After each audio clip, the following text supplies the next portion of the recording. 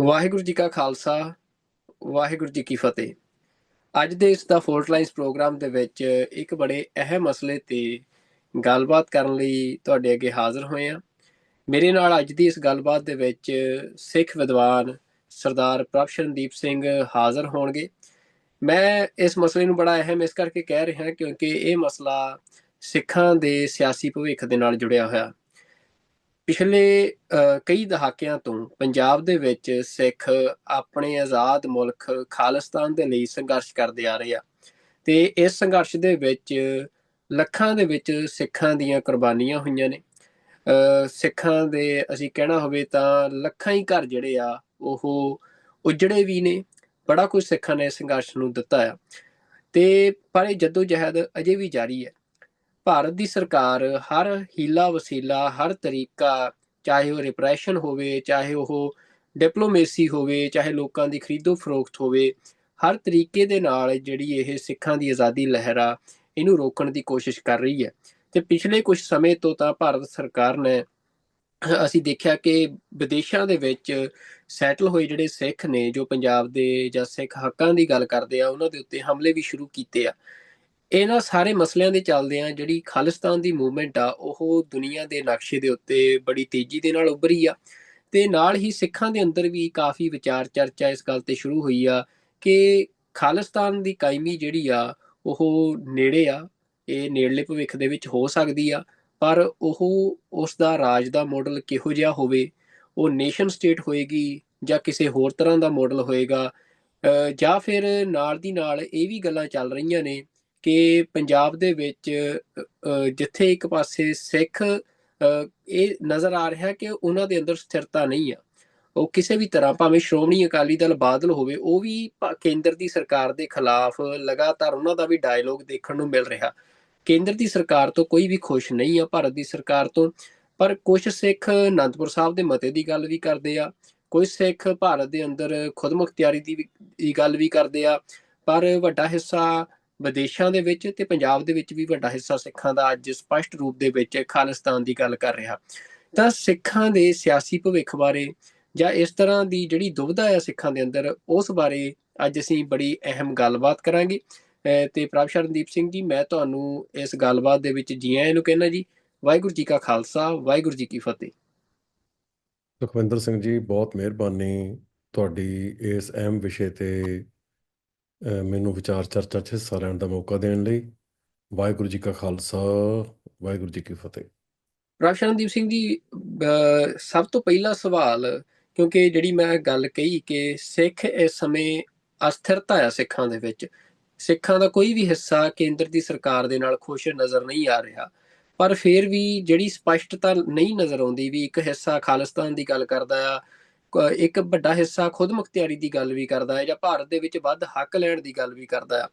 ਤਾਂ ਤੁਹਾਡੀਆਂ ਲਿਖਤਾਂ ਮੈਂ ਪੜ੍ਹੀਆਂ ਨੇ, ਤੁਸੀਂ ਖਾਲਿਸਤਾਨ ਬਾਰੇ ਬੜੀ ਸਪਸ਼ਟਤਾ ਦੇ ਨਾਲ ਬੋਲਦੇ ਹੋ। ਤਾਂ ਪਹਿਲਾ ਸਵਾਲ ਮੇਰਾ ਤੁਹਾਨੂੰ ਇਹੀ ਆ ਵੀ ਖਾਲਿਸਤਾਨ ਦੀ ਲੋੜ ਕਿਉਂ ਸਿੱਖਾਂ ਨੂੰ? ਜਿਹੜੇ ਸਿੱਖ ਇਹ ਗੱਲ ਕਹਿੰਦੇ ਆ ਕਿ ਅਸੀਂ ਸਾਡਾ ਖਾਲਿਸਤਾਨ ਤੋਂ ਬਿਨਾਂ ਕੋਈ ਗੁਜ਼ਾਰਾ ਨਹੀਂ, ਵੀ ਕਿਉਂ ਅਜਿਹਾ ਕਿਉਂ ਆ? ਕਿਉਂ ਮਤਲਬ ਭਾਰਤ ਦੇ ਵਿੱਚ ਹੀ ਕਿਸੇ ਤਰੀਕੇ ਦਾ ਕੋਈ ਹੱਲ ਨਹੀਂ ਹੋ ਸਕਦਾ?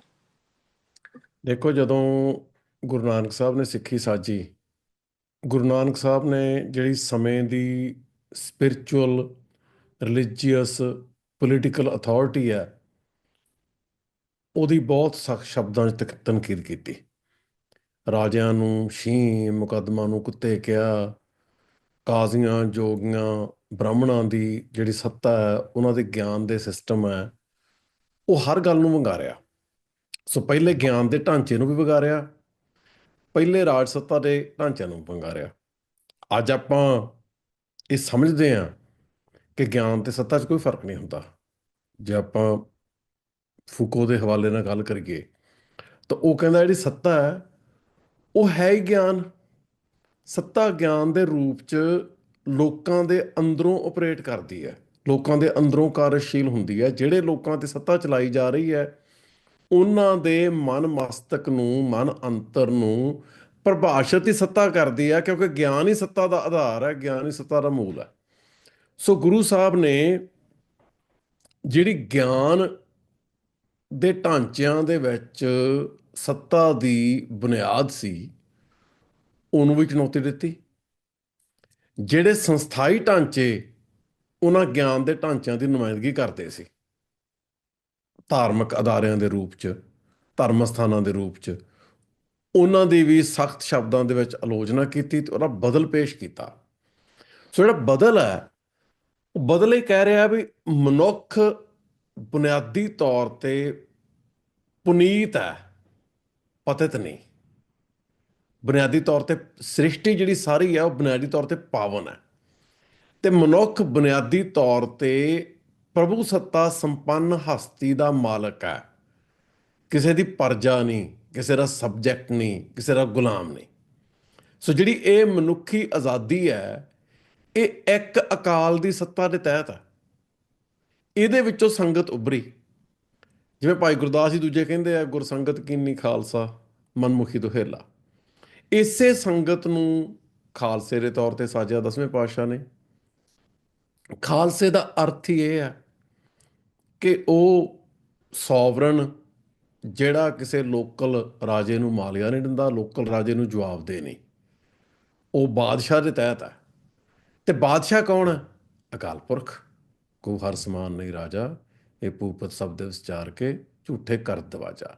ਸੋ ਸਿੱਖ ਹੈ ਜਿਹੜਾ, ਉਹਨੇ ਸਿਰਫ ਸਿੱਖੀ ਕੋਈ ਹੋਰ ਰੂਹਾਨੀ ਮਾਰਗਾਂ ਵਰਗਾ ਰੂਹਾਨੀ ਮਾਰਗ ਨਹੀਂ ਗਾ। ਸਿੱਖੀ ਤਾਂ ਜਿਹੜੀ ਦਿਸਦਾ ਸੰਸਾਰ ਹੈ, ਦਿਸਦੀ ਅਸਲੀਅਤ ਹੈ, ਇਹਦੇ ਵਿੱਚ ਰਹਿ ਕੇ ਬੰਦੇ ਨੇ ਨਾਮ ਕਮਾਉਣਾ ਹੈ। ਤੇ ਨਾਮ ਦਾ ਰਾਹ ਸੇਵਾ ਸਿਮਰਨ ਤੇ ਅਰਦਾਸ ਦਾ ਰਾਹ ਹੈ।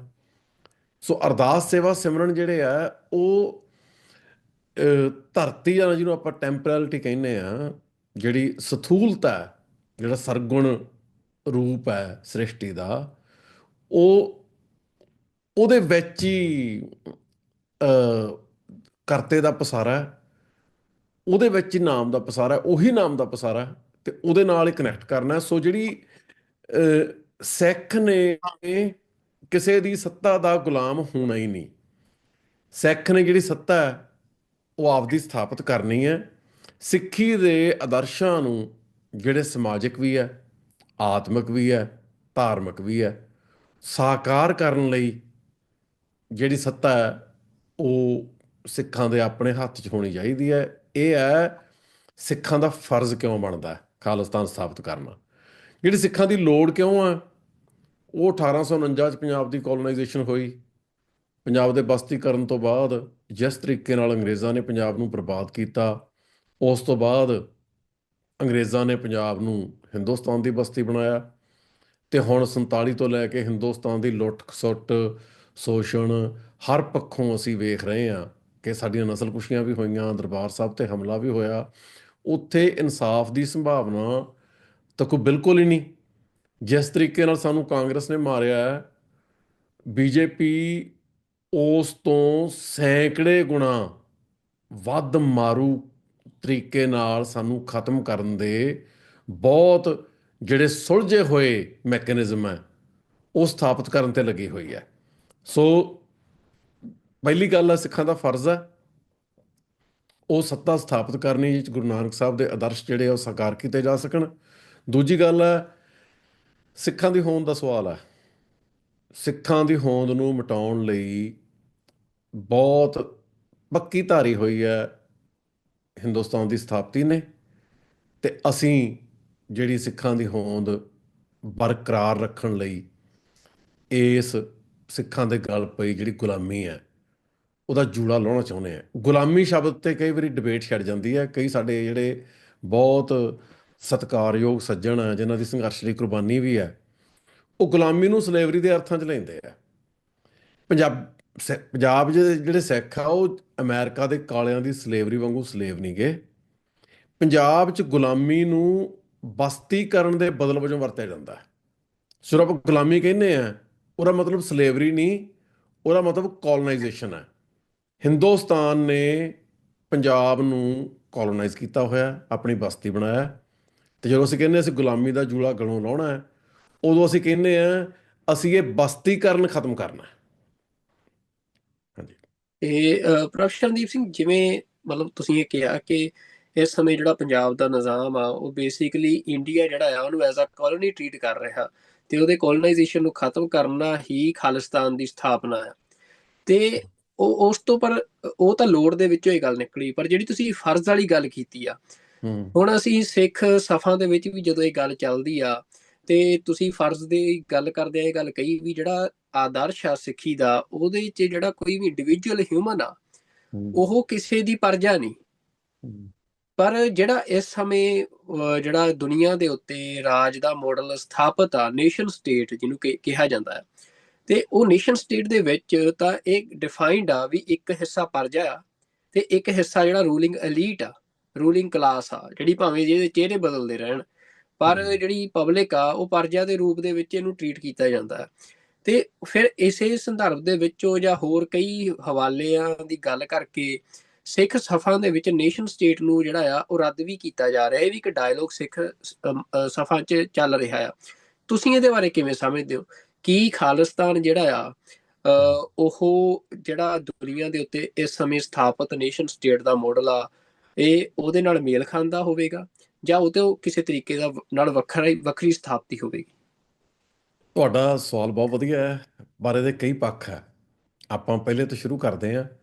ਜਦੋਂ ਨੇਸ਼ਨ ਸਟੇਟ ਹੋਂਦ ਦੇ ਵਿੱਚ ਆਈ ਹੈ, ਫਰਾਂਸ ਦੇ ਵਿੱਚ ਹੋਈਆਂ ਡਿਵੈਲਪਮੈਂਟਸ ਨਾਲ, ਉਸ ਵੇਲੇ ਤਾਂ ਖਿਆਲ ਇਹੀ ਸੀ ਵੀ ਜਿਹੜੇ ਰਾਜਾਸ਼ਾਹੀ ਤੇ ਅਰਿਸਟੋਕ੍ਰੇਸੀ ਹੈ, ਉਹਦਾ ਕੰਟਰੋਲ ਟੁੱਟੇ, ਆਮ ਬੰਦੇ ਦੀ ਸੱਤਾ ਦੇ ਵਿੱਚ ਕੋਈ ਸੇ ਹੋਵੇ, ਉਹਦੀ ਕੋਈ ਸੁਣਵਾਈ ਹੋਵੇ, ਉਹਨਾਂ ਦੇ ਹਿਸਾਬ ਨਾਲ ਸੱਤੇ ਚੱਲੇ।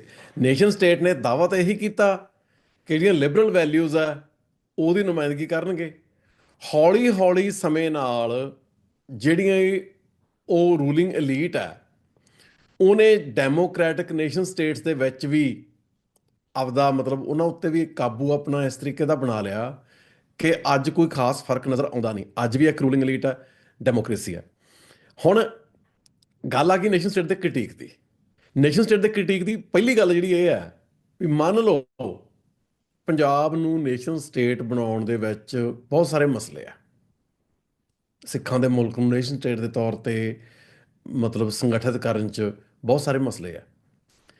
ਜੇ ਹੁਣ ਇੱਕ ਸਬ ਕੰਟੀਨੈਂਟ ਜਿਹਨੂੰ ਅੱਜ ਇੰਡੀਆ ਕਹਿੰਦੇ ਆ, ਜੇ ਸਾਊਥ ਏਸ਼ੀਅਨ ਸਬ ਕੰਟੀਨੈਂਟ ਨੂੰ ਇੱਕ ਨੇਸ਼ਨ ਸਟੇਟ ਬਣਾਇਆ ਜਾਊਗਾ, ਫਿਰ ਤਾਂ ਉਹ ਮਸਲੇ ਹੋਰ ਵੱਧ ਜਾਣਗੇ। ਜੇ ਨੇਸ਼ਨ ਸਟੇਟ ਠੀਕ ਨਹੀਂ, ਫਿਰ ਇੰਡੀਆ ਦਾ ਟੁੱਟਣਾ ਤਾਂ ਪਹਿਲ ਦੇ ਆਧਾਰ ਤੇ ਜ਼ਰੂਰੀ ਹੈ। ਜਿਹੜੀ ਨੇਸ਼ਨ ਸਟੇਟ ਦੇ ਬਾਰੇ ਡਿਬੇਟ ਚੱਲ ਰਹੀ ਹੈ, ਆਪਾਂ ਤਾਂ ਉਹਦੇ ਇੰਨਾ ਹੱਕ 'ਚ ਹੈ ਵੀ ਆਪਾਂ ਤਾਂ ਕਹਿੰਦੇ ਆ ਇਹ ਡਿਬੇਟ ਖਾਲਿਸਤਾਨ ਤੋਂ ਬਣਨ ਤੋਂ ਬਾਅਦ ਵੀ ਸਿੱਖਾਂ ਦੇ ਵਿੱਚ ਰਹਿਣੀ ਚਾਹੀਦੀ ਹੈ। ਜੇ ਨੇਸ਼ਨ ਸਟੇਟ ਦੇ ਵਿੱਚ ਕੋਈ ਨੁਕਸ ਹੈ ਬੁਨਿਆਦੀ ਪੱਧਰ ਤੇ, ਫਿਰ ਉਹ ਨੁਕਸ ਦੂਰ ਕਰਨ ਲਈ ਸਾਨੂੰ ਕੰਮ ਕਰਨੇ ਚਾਹੀਦੇ ਆ। ਹੁਣ ਗੱਲ ਆਈਏ ਨੇਸ਼ਨ ਸਟੇਟ ਦੇ ਕ੍ਰਿਟੀਕ ਦੀ। ਹੁਣ ਨੇਸ਼ਨ ਸਟੇਟਸ ਦੋ ਅੰਗਰੇਜ਼ੀ ਦੇ ਸ਼ਬਦਾਂ ਦਾ ਇਹ ਸੁਮੇਲ ਹੈ, ਨੇਸ਼ਨ ਤੇ ਸਟੇਟ। ਸੋ ਇਹ ਸ਼ਬਦ ਦੋਨੇ ਅੰਗਰੇਜ਼ੀ ਦੇ ਆ। ਇਹ ਸ਼ਬਦ ਯੂਰਪ ਦੇ ਵਿੱਚੋਂ ਆਏ। ਨੇਸ਼ਨ ਸਟੇਟ ਦੇ ਜਿਹੜੇ ਮਾਡਲ ਦੀ ਆਪਾਂ ਆਲੋਚਨਾ ਕਰ ਰਹੇ ਹਾਂ, ਜਿਹਨੂੰ ਆਪਾਂ ਵੇਖ ਰਹੇ ਹਾਂ ਵੀ ਇਹ ਸਮੱਸਿਆਜਨਕ ਹੈ, ਉਹ ਵੀ ਯੂਰਪ ਦੇ ਵਿੱਚੋਂ ਪੈਦਾ ਹੋਇਆ। ਹੁਣ ਵੇਖਣਾ ਹੈ ਜਿਹੜੀ ਯੂਰਪ ਦੇ ਵਿੱਚ ਡਿਬੇਟ ਚੱਲ ਰਹੀ ਹੈ, ਉਹ ਡਿਬੇਟ ਵਾਲੇ ਲੋਕ ਕਿਵੇਂ ਵੇਖਦੇ ਆ, ਉਹ ਨੇਸ਼ਨ ਨੂੰ ਕਿਵੇਂ ਵੇਖਦੇ ਆ। ਹੁਣ ਨੇਸ਼ਨ ਬਾਰੇ 4-5 ਪਰਸਪੈਕਟਿਵ ਸਾਡੇ ਸਾਹਮਣੇ ਆ। ਪ੍ਰਾਈਮੋਰਡੀਅਲਿਜ਼ਮ, ਜਿਹਨੂੰ ਕਲਿਫਰਡ ਗੀਅਰਸ ਵਰਗੇ ਜਿਹੜੇ ਥਿੰਕਰ ਆ ਉਹ ਅੱਗੇ ਲੈ ਕੇ ਆਉਂਦੇ ਆ ਵੀ ਜਿਹੜੀਆਂ ਪ੍ਰਾਈਮੋਰਡੀਅਲਿਜ਼ਮ ਕੀ ਹੈ, ਆਦਿ ਜੁਗਾਦੀਵਾਦ, ਵੀ ਕੌਮਾਂ ਜਿਹੜੀਆਂ ਉਹਨਾਂ ਦੀ ਹੋਂਦ ਆਦਿ ਜੁਗਾਦੀ ਹੈ। ਉਹਨਾਂ ਦੇ ਨਸਲੀ ਜਾਂ ਐਥਨਿਕ ਜਿਹੜੇ ਆਧਾਰ ਹੈ, ਨਸਲੀ ਜਾਂ ਭਾਈਚਾਰਕ ਆਧਾਰ ਹੈ, ਉਹਨਾਂ ਦੀਆਂ ਆਪੋ ਆਪਣੀਆਂ ਬੋਲੀਆਂ, ਉਹ ਬੋਲੀਆਂ ਨਾਲ ਜੁੜੇ ਹੋਏ ਆ। ਇਹ ਕੋਈ ਨਵੀਂ ਘਾੜਤ ਨਹੀਂ ਗੀ। ਹੁਣ ਇਹਦੇ ਜਵਾਬ 'ਚ ਇਸੇ ਤਰ੍ਹਾਂ ਦਾ ਇੱਕ ਵਿਚਾਰ ਜਿਹੜਾ ਉਹ ਪੈਰੇਨੀਅਲਿਸਟ ਵੱਲੋਂ ਆਉਂਦਾ। ਫਿਰ ਮਾਰਕਸਿਸਟ ਕ੍ਰਿਟੀਕ ਆਉਂਦਾ। ਹੁਣ ਮਾਰਕਸਿਸਟ ਕ੍ਰਿਟੀਕ ਕੀ ਹੈ? ਮਾਰਕਸਿਸਟ ਕ੍ਰਿਟੀਕ ਦੀ ਬੁਨਿਆਦ ਇਹ ਹੈ ਕਿ ਜਿਹੜੀਆਂ ਇਹ ਬਾਉਂਡਰੀਜ਼ ਹੈ, ਨੈਸ਼ਨਲ ਬਾਉਂਡਰੀਜ਼, ਇਹ ਨਹੀਂ ਹੋਣੀਆਂ ਚਾਹੀਦੀਆਂ। ਦੁਨੀਆ ਭਰ ਦੇ ਮਜ਼ਦੂਰਾਂ ਨੂੰ ਇੱਕ ਹੋਣਾ ਚਾਹੀਦਾ ਤੇ ਉਹਦੇ ਵਿੱਚੋਂ ਕੋਈ ਸੱਤਾ ਦੇ ਨਵੇਂ ਰੂਪ ਨਿਕਲਣੇ ਚਾਹੀਦੇ ਆ। ਹੁਣ ਇਹਨਾਂ ਤਿੰਨਾਂ ਦਾ ਕ੍ਰਿਟੀਕ ਆਪਾਂ ਵੇਖਦੇ ਹਾਂ ਜਿਹੜੀ ਬੈਨੇਡਿਕਟ ਐਂਡਰਸਨ ਦੀ ਕਿਤਾਬ ਹੈ ਇਮੈਜਿਨ ਕਮਿਊਨਿਟੀਜ਼। ਹੁਣ ਬੈਨੇਡਿਕਟ ਐਂਡਰਸਨ ਕੀ ਕਰ ਰਿਹਾ? ਉਹ ਕਹਿੰਦਾ ਨੇਸ਼ਨਜ਼ ਪ੍ਰਿੰਟ ਕਲਚਰ ਦੇ ਨਾਲ ਵਿਕਸਿਤ ਹੋਈਆਂ 15ਵੀਂ ਸਦੀ ਤੋਂ ਬਾਅਦ। ਪ੍ਰਿੰਟ ਕਲਚਰ ਤੋਂ ਕੀ ਭਾਵ ਹੈ? ਲਿਖਤਾਂ ਸਾਹਿਤਕ ਜਾਂ ਦੂਜੀਆਂ ਉਹ ਛਪਣੀਆਂ ਸ਼ੁਰੂ ਹੋ ਗਈਆਂ ਜਦੋਂ ਪ੍ਰਿੰਟਿੰਗ ਦੀ ਟੈਕਨੋਲੋਜੀ ਆ ਗਈ, ਤੇ ਛਪ ਕੇ ਉਹ ਉਹਨਾਂ ਦਾ ਪਸਾਰਾ ਸ਼ੁਰੂ ਹੋ ਗਿਆ, ਉਹਨਾਂ ਦੀ ਵਿਕਰੀ ਸ਼ੁਰੂ ਹੋ ਗਈ, ਜ਼ਿਆਦਾ ਲੋਕ ਪੜ੍ਹਨ ਲੱਗ ਗਏ। ਸੋ ਬੈਨੇਡਿਕਟ ਐਂਡਰਸਨ ਕਹਿ ਰਿਹਾ ਕਿ ਜਿਹੜੇ ਲੋਕ ਇੱਕ ਦੂਜੇ ਨੂੰ ਜਾਣਦੇ ਨਹੀਂ ਸੀ, ਜਿਨ੍ਹਾਂ ਦਾ ਇੱਕ ਦੂਜੇ ਨਾਲ ਕੋਈ ਵਾਹ ਵਾਸਤਾ ਨਹੀਂ ਸੀ, ਪ੍ਰਿੰਟਿੰਗ ਟੈਕਨੋਲੋਜੀ ਕਰਕੇ, ਸਾਂਝੀਆਂ ਲਿਖਤਾਂ ਪੜ੍ਹਨ ਕਰਕੇ ਉਹਨਾਂ ਦਾ ਆਪਸ ਦੇ ਵਿੱਚ ਇੱਕ ਨਾਤਾ ਬਣਿਆ, ਤੇ ਉਹ ਨਾਤੇ ਕਰਕੇ ਜਿਹੜੀ ਕਮਿਊਨਿਟੀ ਉਹ ਇਮੈਜਿਨ ਕਰਨ ਦੇ ਵਿੱਚ ਕਾਮਯਾਬ ਹੋਏ। ਸੋ ਇਹਨਾਂ ਸਾਰਿਆਂ ਦਾ ਫਿਰ ਜਿਹੜਾ ਪੋਸਟ ਮਾਡਰਨਿਸਟ, ਇਹ ਮਾਡਰਨਿਸਟ ਰਵੱਈਆ ਹੈ, ਜਿਹੜਾ ਇਹ ਮਾਡਰਨਿਸਟ ਦ੍ਰਿਸ਼ਟੀਕੋਣ ਹੈ, ਜਿਹੜੀ ਪ੍ਰਿੰਟ ਟੈਕਨੋਲੋਜੀ ਵਾਲੀ ਗੱਲ ਹੈ ਐਂਡਰਸਨ ਦੀ। ਫਿਰ ਇਹਦਾ ਅੱਗੋਂ ਜਿਹੜਾ ਪੋਸਟ ਮਾਡਰਨਿਸਟ ਕ੍ਰਿਟੀਕ ਆਉਂਦਾ ਤੇ ਡਿਬੇਟ ਅੱਗੇ ਚੱਲ ਰਹੀ ਹੈ। ਹੁਣ ਆਪਣਾ ਦ੍ਰਿਸ਼ਟੀਕੋਣ ਇਹਦੇ ਬਾਰੇ ਕੀ ਹੈ? ਆਪਣਾ ਦ੍ਰਿਸ਼ਟੀਕੋਣ ਇਹ ਹੈ ਵੀ ਜੇ ਤਾਂ ਆਪਾਂ ਸਮਰੀ ਦਿੰਨੇ ਆ ਵਿਦਵਾਨਾਂ ਦੇ ਵਿਚਾਰਾਂ ਦੀ, ਫਿਰ ਤਾਂ ਗੱਲ ਹੋ ਜਾਂਦੀ ਹੈ ਬਹੁਤ ਸਿੰਪਲਿਸਟਿਕ, ਮੋਟੀ ਜੀ ਤੇ ਸਿੱਧੜ ਜੀ। ਪਰ ਜੇ ਆਪਾਂ ਇਹਨਾਂ ਵਿਦਵਾਨਾਂ ਦੀਆਂ ਲਿਖਤਾਂ ਦੇ ਵਿੱਚ ਥੋੜੇ ਜਿਹੇ ਡੂੰਘੇ ਲੈਂਦੇ ਆ, ਫਿਰ ਬੁਨਿਆਦੀ ਸਵਾਲ ਆਪਣੇ ਸਾਹਮਣੇ ਇਹ ਆਉਂਦਾ ਹੈ ਵੀ ਜਦੋਂ ਆਪਾਂ ਸ਼ਬਦ ਕਹਿੰਦੇ ਆ ਨੇਸ਼ਨ, ਉਹਦੇ ਨਾਲ ਹੋਰ ਕੀ ਕੁਝ ਜੁੜਿਆ ਹੋਇਆ ਹੈ? ਉਹਦੇ ਨਾਲ ਆਈਡੀਆ ਆਫ ਕਮਿਊਨਿਟੀ ਜੁੜਿਆ ਹੋਇਆ। ਕਮਿਊਨਿਟੀ ਦਾ ਤੇ ਨੇਸ਼ਨ ਦਾ ਕੀ ਸੰਬੰਧ ਹੈ? ਇੱਕ ਇਹ ਸਵਾਲ ਆ ਜਾਊਗਾ। ਜੇ ਕਮਿਊਨਿਟੀ ਹੈ, ਕਮਿਊਨਿਟੀ ਦਾ ਕੋਈ ਕਲਚਰ ਵੀ ਹੈ। ਕਮਿਊਨਿਟੀ ਨੂੰ ਜੇ ਐਜ਼ ਕਲਚਰਲ ਕਮਿਊਨਿਟੀ ਵੇਖਣਾ ਹੈ, ਫਿਰ ਕਲਚਰ ਦੀਆਂ ਫਾਰਮੇਸ਼ਨਸ ਦੇ ਕੀ ਸਟੈਂਡਰਡ ਹੈ? ਫਿਰ ਆ ਜਾਊਗਾ ਵੀ ਜੇ ਕਮਿਊਨਿਟੀ ਜਾਂ ਨੇਸ਼ਨ ਕੋਈ ਸਾਂਝੇ ਜਿਹੜੇ ਅਨੁਭਵਾਂ ਦੇ ਆਧਾਰ ਤੇ, ਸਾਂਝੀ ਰਹਿਤਲ ਦੇ ਆਧਾਰ ਤੇ ਉਹ ਵਿਕਸਿਤ ਹੋ ਰਹੇ ਆ, ਉਹਦੇ 'ਚ ਉਹਨਾਂ ਦੇ ਧਰਮ ਦੀ ਕੋਈ ਭੂਮਿਕਾ ਹੈ, ਉਹਨਾਂ ਦੇ ਆਤਮਿਕ ਸਫ਼ਰ ਦੀ ਕੋਈ ਭੂਮਿਕਾ ਹੈ? ਉਹ ਭੂਮਿਕਾ ਕੀ ਹੈ? ਉਹਨੂੰ ਅਸੀਂ ਕਿਵੇਂ ਸਮਝਣਾ? ਸੋ ਕਮਿਊਨਿਟੀ ਦੇ ਉੱਤੇ ਫਿਰ ਜੇ ਕਲਚਰ ਬਾਰੇ ਜਿਹੜੇ ਮਾਰਕਸਿਸਟ ਆਈਡੀਆਜ਼ ਆ, ਜਿਵੇਂ ਰੇਮੰਡ ਵਿਲੀਅਮਸ ਦਾ ਕ੍ਰਿਟੀਕ, ਬਈ ਜਿਹੜਾ ਕਲਚਰ ਹੈ ਉਹ ਜਿਹੜੀਆਂ ਮਟੀਰੀਅਲ ਕੰਡੀਸ਼ਨਸ ਆ, ਪਦਾਰਥਕ ਸਥਿਤੀਆਂ, ਉਹਨਾਂ ਦੀ ਪੈਦਾਇਸ਼ ਹੈ। ਪਦਾਰਥਕ ਸਥਿਤੀਆਂ ਆਰਥਿਕ ਸੰਦਰਭ ਦੇ ਵਿੱਚ ਖਾਸ ਤੌਰ ਤੇ, ਵੀ ਆਰਥਿਕਤਾ ਕਿਹੋ ਜਿਹੀ ਹੈ, ਵਸੀਲਿਆਂ ਦੀ ਵੰਡ ਕਿਹੋ ਜਿਹੀ ਹੈ, ਅਮੀਰ ਗਰੀਬ ਦਾ ਪਾੜਾ ਕਿਹੋ ਜਿਹਾ, ਉਹਦੇ ਨਾਲ ਕੁਝ ਸਥਿਤੀਆਂ ਪੈਦਾ ਹੁੰਦੀਆਂ। ਉਹ ਸਥਿਤੀਆਂ ਹੀ ਜਿਹੜੀਆਂ ਉਹ ਸੱਭਿਆਚਾਰ ਦੇ ਉਥਾਨ ਦਾ ਮੁੱਖ ਕਾਰਨ ਬਣਦੀਆਂ। ਹੁਣ ਜਿਹੜੇ ਕਲਚਰਲ ਮਟੀਰੀਅਲਿਸਟ ਹੈ, ਉਹ ਕਹਿਣਗੇ ਵੀ ਧਰਮ ਹੈ ਜਿਹੜਾ, ਉਹ ਜਿਹੜੀ ਜਿਵੇਂ ਸੱਭਿਆਚਾਰ ਦੀ ਉਤਪਤੀ ਹੁੰਦੀ ਹੈ, ਧਰਮ ਦੀ ਉਤਪਤੀ ਵੀ ਉਸੇ ਤਰੀਕੇ ਨਾਲ ਹੁੰਦੀ ਹੈ। ਪਰ ਜੇ ਆਪਾਂ ਇਸ ਵਿਸ਼ੇ 'ਚ ਡੂੰਘਾ ਲੈਂਦੇ ਹਾਂ, ਹੁਣ ਇਹ ਤਾਂ ਇੱਕ ਐਬਸਟਰੈਕਟ ਆਈਡੀਆ ਹੋ ਗਿਆ, ਜਿਹਨੂੰ ਕਿਤੇ ਵੀ ਕੋਈ ਵਿਚਾਰਵਾਨ ਲਾਗੂ ਕਰਨ ਦੀ ਕੋਸ਼ਿਸ਼ ਕਰ ਸਕਦਾ। ਪਰ ਜੇ ਆਪਾਂ ਜਿਹੜਾ ਐਬਸਟਰੈਕਟ ਆਈਡੀਆ ਹੈ ਉਹ ਕਿੰਨਾ ਕੁ ਸਾਰਥਕ ਹੈ, ਉਹ ਕਿੰਨਾ ਕੁ ਤਰਕ ਸੰਗਤ ਹੈ, ਜੇ ਸਮਝਣ ਦੀ ਕੋਸ਼ਿਸ਼ ਕਰਨੀ ਹੈ, ਆਪਾਂ ਉਹਨੂੰ ਕਿਸੇ ਖਾਸ ਧਾਰਮਿਕ, ਇਤਿਹਾਸਕ, ਸੱਭਿਆਚਾਰਕ ਸੰਦਰਭ ਦੇ ਵਿੱਚ ਵੇਖਾਂਗੇ। ਹੁਣ ਧਾਰਮਿਕ, ਇਤਿਹਾਸਕ, ਸੱਭਿਆਚਾਰਕ ਸੰਦਰਭ ਸਾਡੇ ਕੋਲੇ ਕਿਹੜੇ ਆ? ਵੇਦਾਂ ਤੋਂ ਲੈ ਕੇ ਹਿੰਦੂ ਮਤ ਦਾ, ਹਿੰਦੂ ਧਰਮ ਦੇ ਲੋਕਾਂ ਦਾ ਇਤਿਹਾਸ, ਇਸਲਾਮ ਦਾ ਇਤਿਹਾਸ, ਸਿੱਖੀ ਦਾ ਇਤਿਹਾਸ, ਯਹੂਦੀ ਮਤ, ਈਸਾਈਅਤ, ਕਿੰਨੇ ਸਾਰੇ ਰਾਹ ਹੈ, ਬੁੱਧ ਮਤ ਹੈ, ਜੈਨ ਹੈ, ਕਿੰਨੇ ਸਾਰੇ। ਸੋ ਫਿਰ ਆਪਾਂ ਨੂੰ ਇਹ ਸਮਝ ਆਉਂਦੀ ਹੈ ਵੀ ਜਿਹੜੇ ਵੱਖੋ ਵੱਖਰੇ ਸੱਭਿਆਚਾਰ ਹੈ, ਇਹਨਾਂ ਨੂੰ ਤਾਂ ਧਰਮ ਤੋਂ ਬਿਨਾਂ ਚਿਤਵਿਆ ਹੀ ਨਹੀਂ ਜਾ ਸਕਦਾ। ਹਰ ਸੱਭਿਆਚਾਰ ਦੀ ਬੁਨਿਆਦ ਹੀ ਧਰਮ 'ਚ ਪਈ ਹੈ।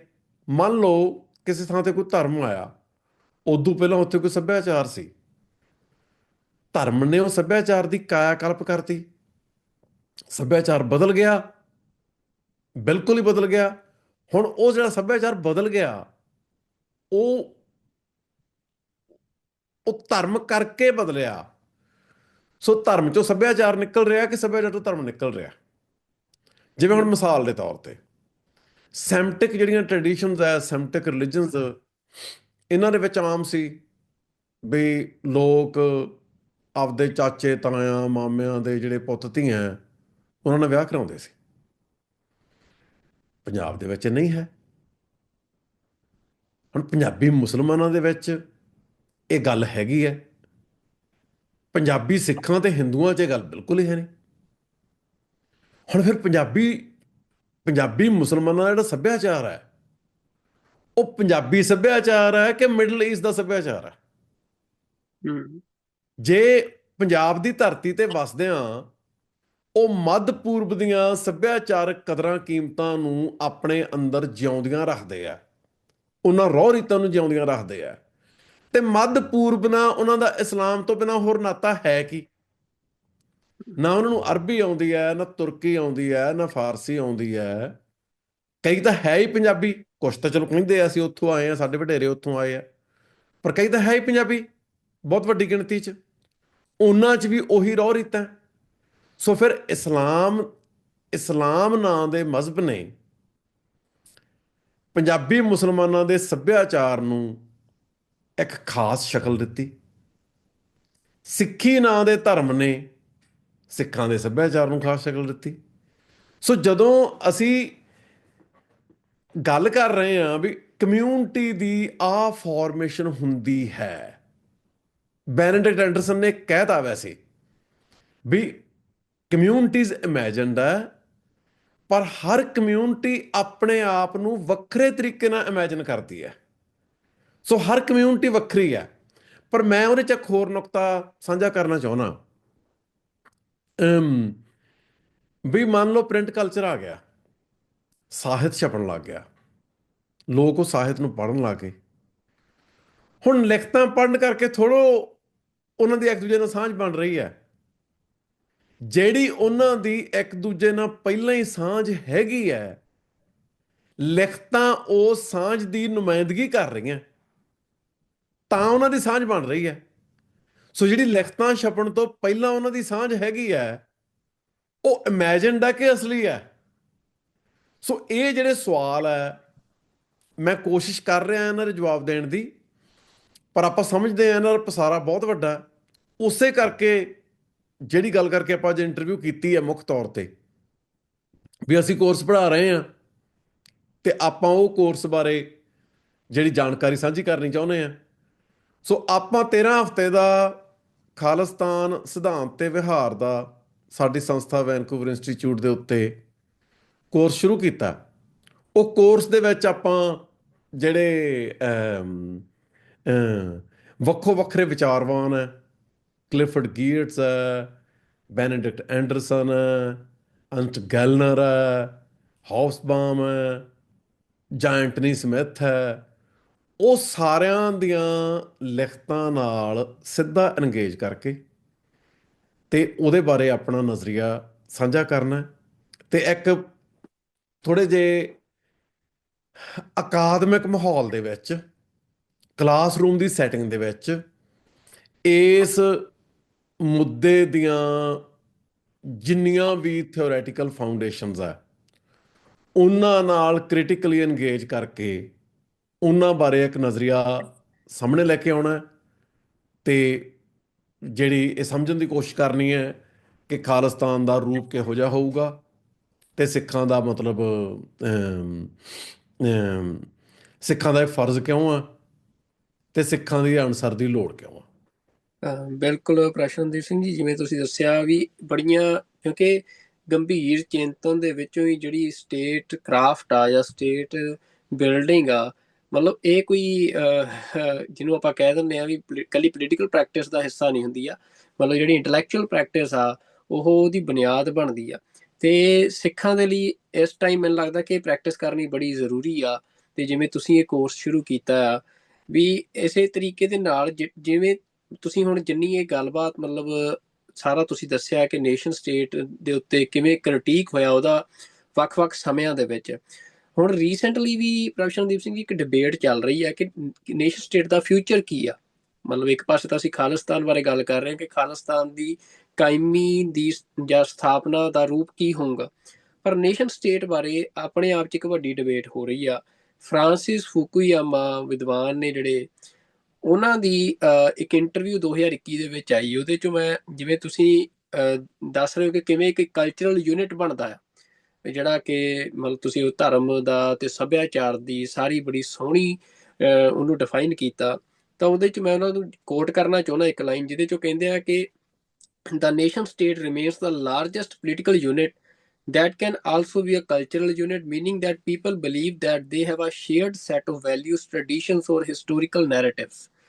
ਤਾਂ ਹੂੰ, ਉਹਨਾਂ ਦਾ ਜਿਹੜਾ ਕੋਟ ਆ, ਉਹ ਇਸ ਗੱਲ ਦੇ ਜਵਾਬ 'ਚ ਕਹਿ ਰਹੇ ਆ ਕਿ ਜੇ ਤੁਸੀਂ ਨੇਸ਼ਨ ਸਟੇਟ ਨੂੰ ਖਤਮ ਕਰ ਦਿੰਦੇ ਹੋ, ਹੂੰ, ਤਾਂ ਲੋਕਾਂ ਦੇ ਲਈ ਕਿਸੇ ਵੀ ਕੋਈ ਹੋਰ ਮਤਲਬ ਕਿਹੜਾ ਇਹੋ ਜਿਹਾ ਪੈਟਰਨ ਆ ਕਿ ਜਿਹਦੇ 'ਚ ਲੋਕ ਕਿਸੇ ਸਾਂਝੇ ਰੂਪ ਦੇ ਵਿੱਚ ਆਰਗੇਨਾਈਜ਼ ਹੋ ਕੇ ਰਹਿ ਸਕਣਗੇ।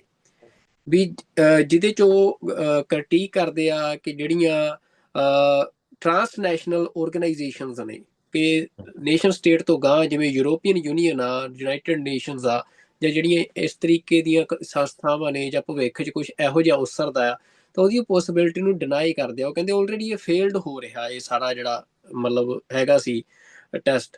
ਤੇ ਮਤਲਬ ਮੈਂ ਤੁਹਾਨੂੰ ਇਹ ਜਾਣਨਾ ਚਾਹੁੰਦਾ ਤੁਹਾਤੋਂ ਕਿ ਪੰਜਾਬ ਦੇ ਵਿੱਚ ਆਮ ਤੌਰ ਤੇ ਇਹ ਗੱਲ ਹੁੰਦੀ ਆ ਕਿ ਉੱਥੇ ਹੁਣ ਮੁਸਲਮਾਨ ਵੀ ਵਸਦੇ ਆ, ਉੱਥੇ ਹਿੰਦੂ ਵੀ ਵਸਦੇ ਆ, ਉੱਥੇ ਈਸਾਈ ਵੀ ਵਸਦੇ ਆ, ਸਿੱਖਾਂ ਦਾ ਉੱਥੇ ਹਿਸਟੋਰੀਕਲ ਤੇ ਪੋਪੂਲੇਸ਼ਨ ਵਾਈਡ ਵੀ ਦਾਵਾ ਆ, ਰਾਜ ਕੀਤਾ ਸਿੱਖਾਂ ਨੇ। ਪਰ ਉੱਥੇ ਜਿਹੜੀ ਨੇਸ਼ਨ ਸਟੇਟ, ਜਿਹੜਾ ਖਾਲਿਸਤਾਨ ਆ, ਉਹਦੇ ਬਾਰੇ ਦੁਨੀਆ ਸਮਝਦੀ ਆ ਕਿ ਇਹ ਸਿੱਖ ਨੇਸ਼ਨ ਸਟੇਟ ਹੋਣੀ ਆ। ਹੂੰ। ਤਾਂ ਉਹਦੇ 'ਚ ਮਤਲਬ ਮਤਲਬ ਉਹ ਜਿਹੜਾ ਭਾਵੇਂ ਲੈਫਟਿਸਟ ਸਾਰਾ ਤਾਣਾ ਬਾਣਾ ਆ ਜਾਂ ਲਿਬਰਲ ਤਾਣਾ ਬਾਣਾ ਆ, ਉਹ ਫਿਰ ਉਹਨੂੰ ਡਿਨਾਈ ਕਰਦਾ ਆ ਕਿ ਇਹ ਜੀ ਰਿਲੀਜੀਅਸ ਡੋਮੀਨੇਸ਼ਨ ਹੋ ਜਾਣੀ ਆ ਫਿਰ ਇਹਦੇ 'ਚ, ਇਸ ਸਟੇਟ ਦੇ ਵਿੱਚ।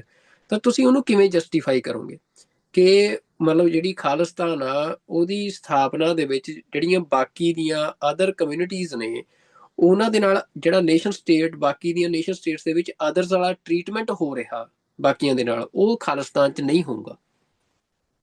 ਦੇਖੋ, ਪਹਿਲੀ ਤਾਂ ਗੱਲ, ਆਪਾਂ ਇਸ ਗੱਲ ਬਾਰੇ ਸਪਸ਼ਟ ਹਾਂ ਕਿ ਕੋਈ ਵੀ ਮੁਲਕ ਆ ਜਿਹੜਾ ਇੱਕ ਕੌਮੀ ਨਹੀਂ ਹੋ ਸਕਦਾ।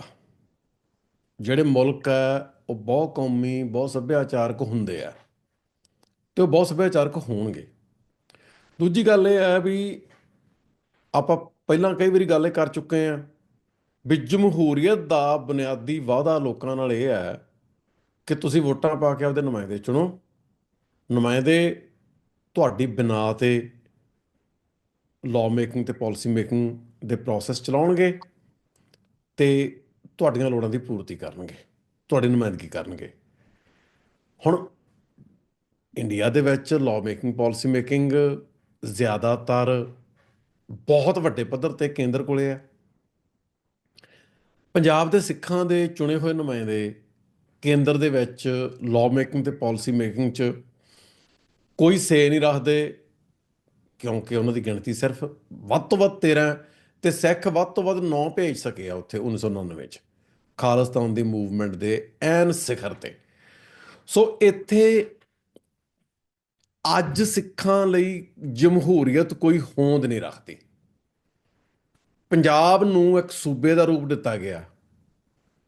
ਉਹ ਸੂਬਾ ਤਾਂ ਐਡਮਿਨਿਸਟ੍ਰੇਟਿਵ ਯੂਨਿਟ ਆ, ਜਿਹੜਾ ਕੇਂਦਰ ਦੇ ਘੜੇ ਕਾਨੂੰਨ ਤੇ ਕੇਂਦਰ ਦੀਆਂ ਘੜੀਆਂ ਨੀਤੀਆਂ ਨੂੰ ਸਿਰਫ ਲਾਗੂ ਕਰਨ ਦਾ ਕੰਮ ਰੱਖਦਾ, ਅਧਿਕਾਰ ਰੱਖਦਾ।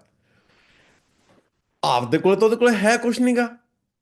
ਪੰਜਾਬ ਦੇ ਇੰਨੀ ਮਾੜੀ ਹਾਲਤ ਆ ਵੀ ਸੈਂਟਰ ਨੇ GST ਲੈ ਜਾਂਦਾ। ਜੋ ਕੁਛ ਪੰਜਾਬ 'ਚ ਲੋਕ ਖਰੀਦੋ ਫਰੋਖਤ ਕਰਦੇ ਆ ਉਹ ਤੇ GST ਲੱਗਦਾ। GST ਕੇਂਦਰ ਕੋਲੇ ਚਲਾ ਜਾਂਦਾ। ਮੁੜ ਕੇ ਕੇਂਦਰ ਪੰਜਾਬ ਦਾ ਪੈਸਾ ਪੰਜਾਬ ਨੂੰ ਇਉਂ ਤਰਸਾ ਤਰਸਾ ਕੇ ਦਿੰਦਾ ਜਿਵੇਂ ਮਤਲਬ ਕਰਜ਼ਾ ਲੈਣਾ ਹੋਵੇ। ਇਹ ਤਾਂ ਜਿਵੇਂ ਅੱਜ ਦੇ ਹਿੰਦੁਸਤਾਨ 'ਚ ਤਾਂ ਸਿੱਖਾਂ ਨੂੰ ਤੋਂ ਬਿਲਕੁਲ ਜਿਉਣ ਦਾ ਹੱਕ ਖੋਇਆ ਜਾ ਰਿਹਾ। ਸਾਡੇ ਦਰਿਆਈ ਪਾਣੀ ਖੋਹ ਲਏ, ਪੰਜਾਬ ਨੂੰ ਬੰਜਰ ਬਣਾਤਾ, ਨਸ਼ੇ ਸੱਟ ਕੇ ਜਵਾਨੀ ਬਰਬਾਦ ਕਰਤੀ, ਲੋਕਾਂ ਨੂੰ ਦਹਾਕਿਆਂ ਤੱਕ ਇਹ ਸਪਸ਼ਟ ਸੁਨੇਹਾ ਦੇ ਕੇ ਵੀ ਇੱਥੇ ਤੁਹਾਡੇ ਕੋਲ ਕੋਈ ਮੌਕੇ ਨਹੀਂ, ਉਹਨਾਂ ਨੂੰ ਮਾਈਗ੍ਰੇਸ਼ਨ ਲਈ ਮਜਬੂਰ ਕਰਤਾ। ਬਾਹਰੋਂ ਜਿਹੜੇ ਸੈਟਲਰ ਆ ਉਹ ਲਿਆਉਣੇ ਸ਼ੁਰੂ ਕਰਤੇ।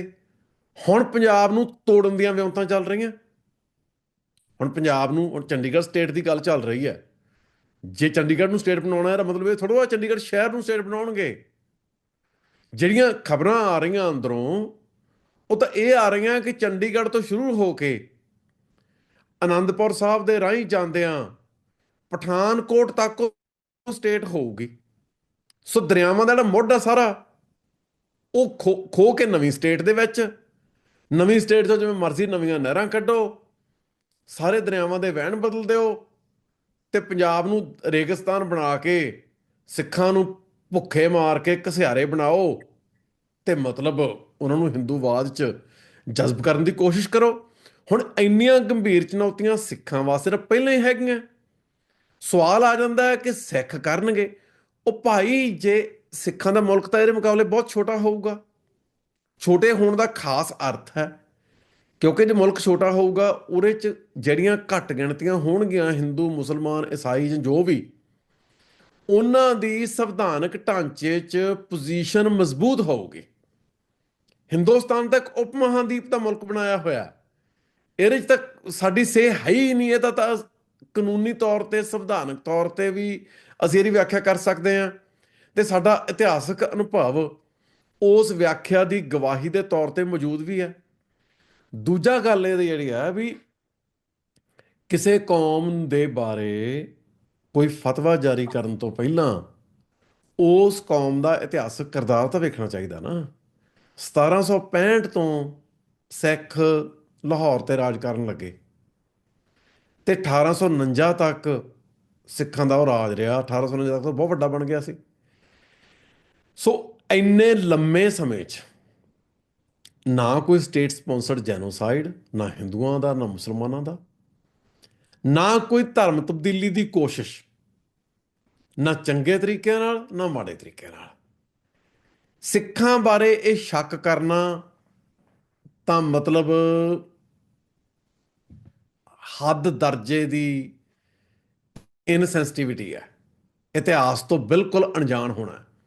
ਇਹ ਤਾਂ ਕੌਮਾਂ ਦਾ ਕਿਰਦਾਰ ਤਾਂ ਐਂ ਪਰਖਿਆ ਜਾਊਗਾ ਨਾ। ਦੂਜੀ ਗੱਲ ਜਿਹੜੀ ਸਾਨੂੰ ਸਿੱਖਾਂ ਨੂੰ ਕਰਨੀ ਚਾਹੀਦੀ ਹੈ, ਤੇ ਆਪਾਂ ਕਰਦੇ ਹਾਂ ਬਹੁਤ ਜ਼ੋਰ ਨਾਲ, ਅਸੀਂ ਦੇਵਾਂਗੇ ਸੰਵਿਧਾਨਕ ਢਾਂਚਾ ਜਿਹਦੀ ਮੂਲ ਤਬੀਅਤ ਇਸ ਕਿਸਮ ਦੀ ਹੋਊਗੀ ਕਿ ਉੱਥੇ ਘੱਟ ਗਿਣਤੀਆਂ ਦਾ ਗਲਾ ਨਹੀਂ ਘੁੱਟਿਆ ਜਾਊਗਾ ਜਿਵੇਂ ਸਾਡੇ ਘੁੱਟੇ ਜਾਂਦੇ। ਸਾਡੇ ਸਾਹਮਣੇ ਟੈਸਟ ਹੀ ਇਹ ਹੈ। ਅਸੀਂ ਤਾਂ ਅੱਜ ਇਹ ਵੇਖ ਸਕਦੇ ਹਾਂ ਕਿ ਦੁਨੀਆ 'ਚ ਨੇਸ਼ਨ ਸਟੇਟ ਦਾ ਕੋਈ ਇੱਕ ਮਾਡਲ ਨਹੀਂ ਹੈ।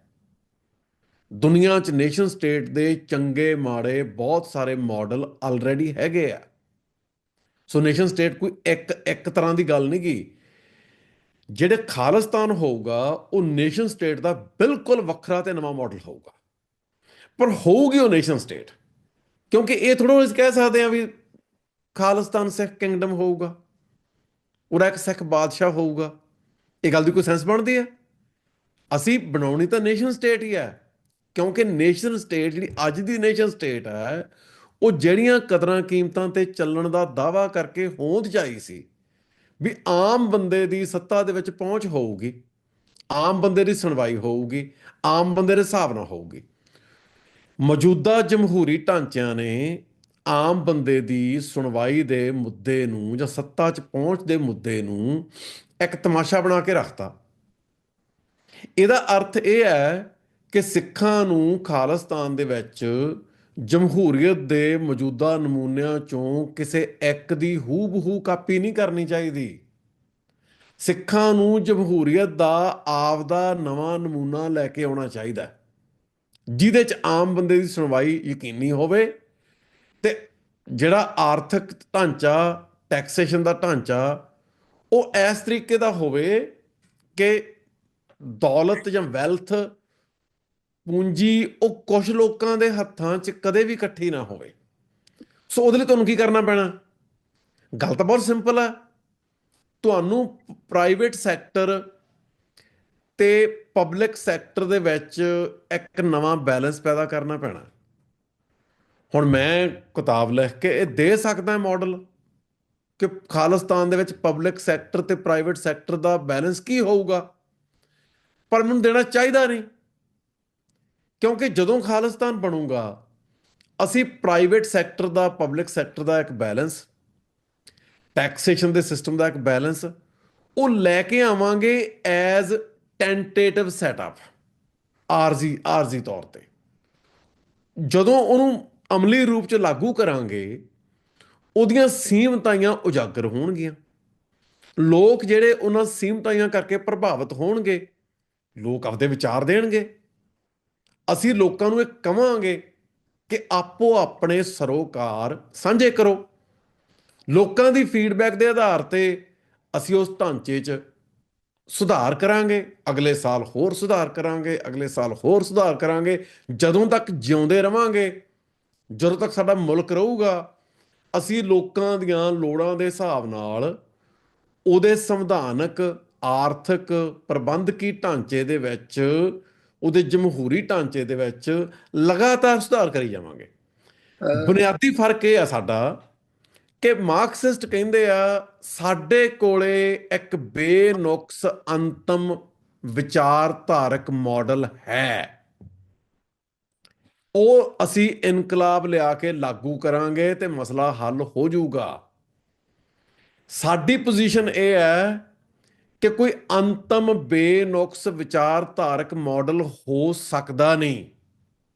ਕਮਿਊਨਿਜ਼ਮ ਬਿਲਕੁਲ ਨਹੀਂ ਸੀ, ਜਿੱਥੇ ਆਇਆ ਉੱਥੇ ਉਹਦੇ ਨੁਕਸ ਉਜਾਗਰ ਹੋਏ, ਸਟੇਟਸ ਫੇਲ ਹੋਈਆਂ, ਨਵੀਂ ਕਿਸਮ ਦਾ ਰੂਲਿੰਗ ਐਲੀਟ ਓਲੀਗਾਰਕੀ ਰਸ਼ੀਆ ਦੇ ਵਿੱਚ ਵੀ ਆ ਗਈ, waist farm of capitalism China 'ਚ ਦਿਸ ਰਿਹਾ ਅੱਜ। ਸੋ ਅਸੀਂ ਤਾਂ ਮੰਨਦੇ ਹੀ ਨਹੀਂ ਕਿ ਕੋਈ ਜਿਹੜਾ ਆਰਥਿਕ ਢਾਂਚਾ, ਆਰਥਿਕ ਮਾਡਲ ਉਹ ਠੀਕ ਹੋ ਸਕਦਾ। ਅਸੀਂ ਤਾਂ ਇਹ ਮੰਨਦੇ ਹਾਂ ਹਰ ਢਾਂਚਾ ਜਿਹੜਾ, ਉਹਦੇ 'ਚ ਲੂਪ ਹੋਲਸ ਰਹਿ ਜਾਂਦੇ ਆ, ਹਰ ਢਾਂਚੇ 'ਚ ਨੁਕਸ ਹੁੰਦੇ ਆ। ਉਹਨੂੰ ਲਗਾਤਾਰ ਸਟੇਟ ਦੀ ਲੋਕਾਂ ਨਾਲ ਕਮਿਟਮੈਂਟ ਚਾਹੀਦੀ ਹੈ ਵੀ ਅਸੀਂ ਤੁਹਾਨੂੰ ਆਪਦੀ ਵਿਚਾਰਧਾਰਾ ਦੇ ਸੂਈ ਦੇ ਨੱਕੇ ਥਾਣੀ ਨਹੀਂ ਲੰਘਾਉਣਾ। ਅਸੀਂ ਆਪਦੀ ਵਿਚਾਰਧਾਰਾ ਨੂੰ ਤੁਹਾਡੀਆਂ ਲੋੜਾਂ ਦੇ ਹਿਸਾਬ ਨਾਲ ਖੁੱਲੀ ਖੁਲਾਸੀ ਕਰਨਾ ਹੈ, ਤੁਹਾਡੀਆਂ ਲੋੜਾਂ ਦੇ ਹਿਸਾਬ ਨਾਲ ਨਵੇਂ ਸਾਂਚੇ 'ਚ ਢਾਲਣਾ ਹੈ, ਤੁਹਾਨੂੰ ਵਿਚਾਰਧਾਰਾ ਦੇ ਸਾਂਚੇ 'ਚ ਨਹੀਂ ਢਾਲਣਾ। ਸੋ ਇਹ ਬੁਨਿਆਦੀ ਫਰਕ ਹੈ। ਜਿਹੜਾ ਖਾਲਿਸਤਾਨ ਹੋਊਗਾ ਉਹ ਬਿਲਕੁਲ ਨੇਸ਼ਨ ਸਟੇਟ ਦਾ ਨਵਾਂ ਤੇ ਵੱਖਰਾ ਮਾਡਲ ਲੈ ਕੇ ਆਊਗਾ, ਜਿਹਦੀ ਕਮਿਟਮੈਂਟ ਕਿਸੇ ਖਾਸ ਵਿਚਾਰਧਾਰਕ ਢਾਂਚੇ ਨਾਲ ਨਹੀਂ, ਨਿਆਂਕਾਰੀ ਢਾਂਚੇ ਨਾਲ ਹੋਊਗੀ। ਤੇ ਨਿਆਂਕਾਰੀ ਢਾਂਚਾ ਸਥਾਪਿਤ ਕਰਨ ਲਈ ਕਿਸੇ ਵੀ ਕੌਮ ਨੂੰ ਉਮਰਾਂ ਤੱਕ ਕੰਮ ਕਰਨ ਦੀ ਲੋੜ ਹੈ।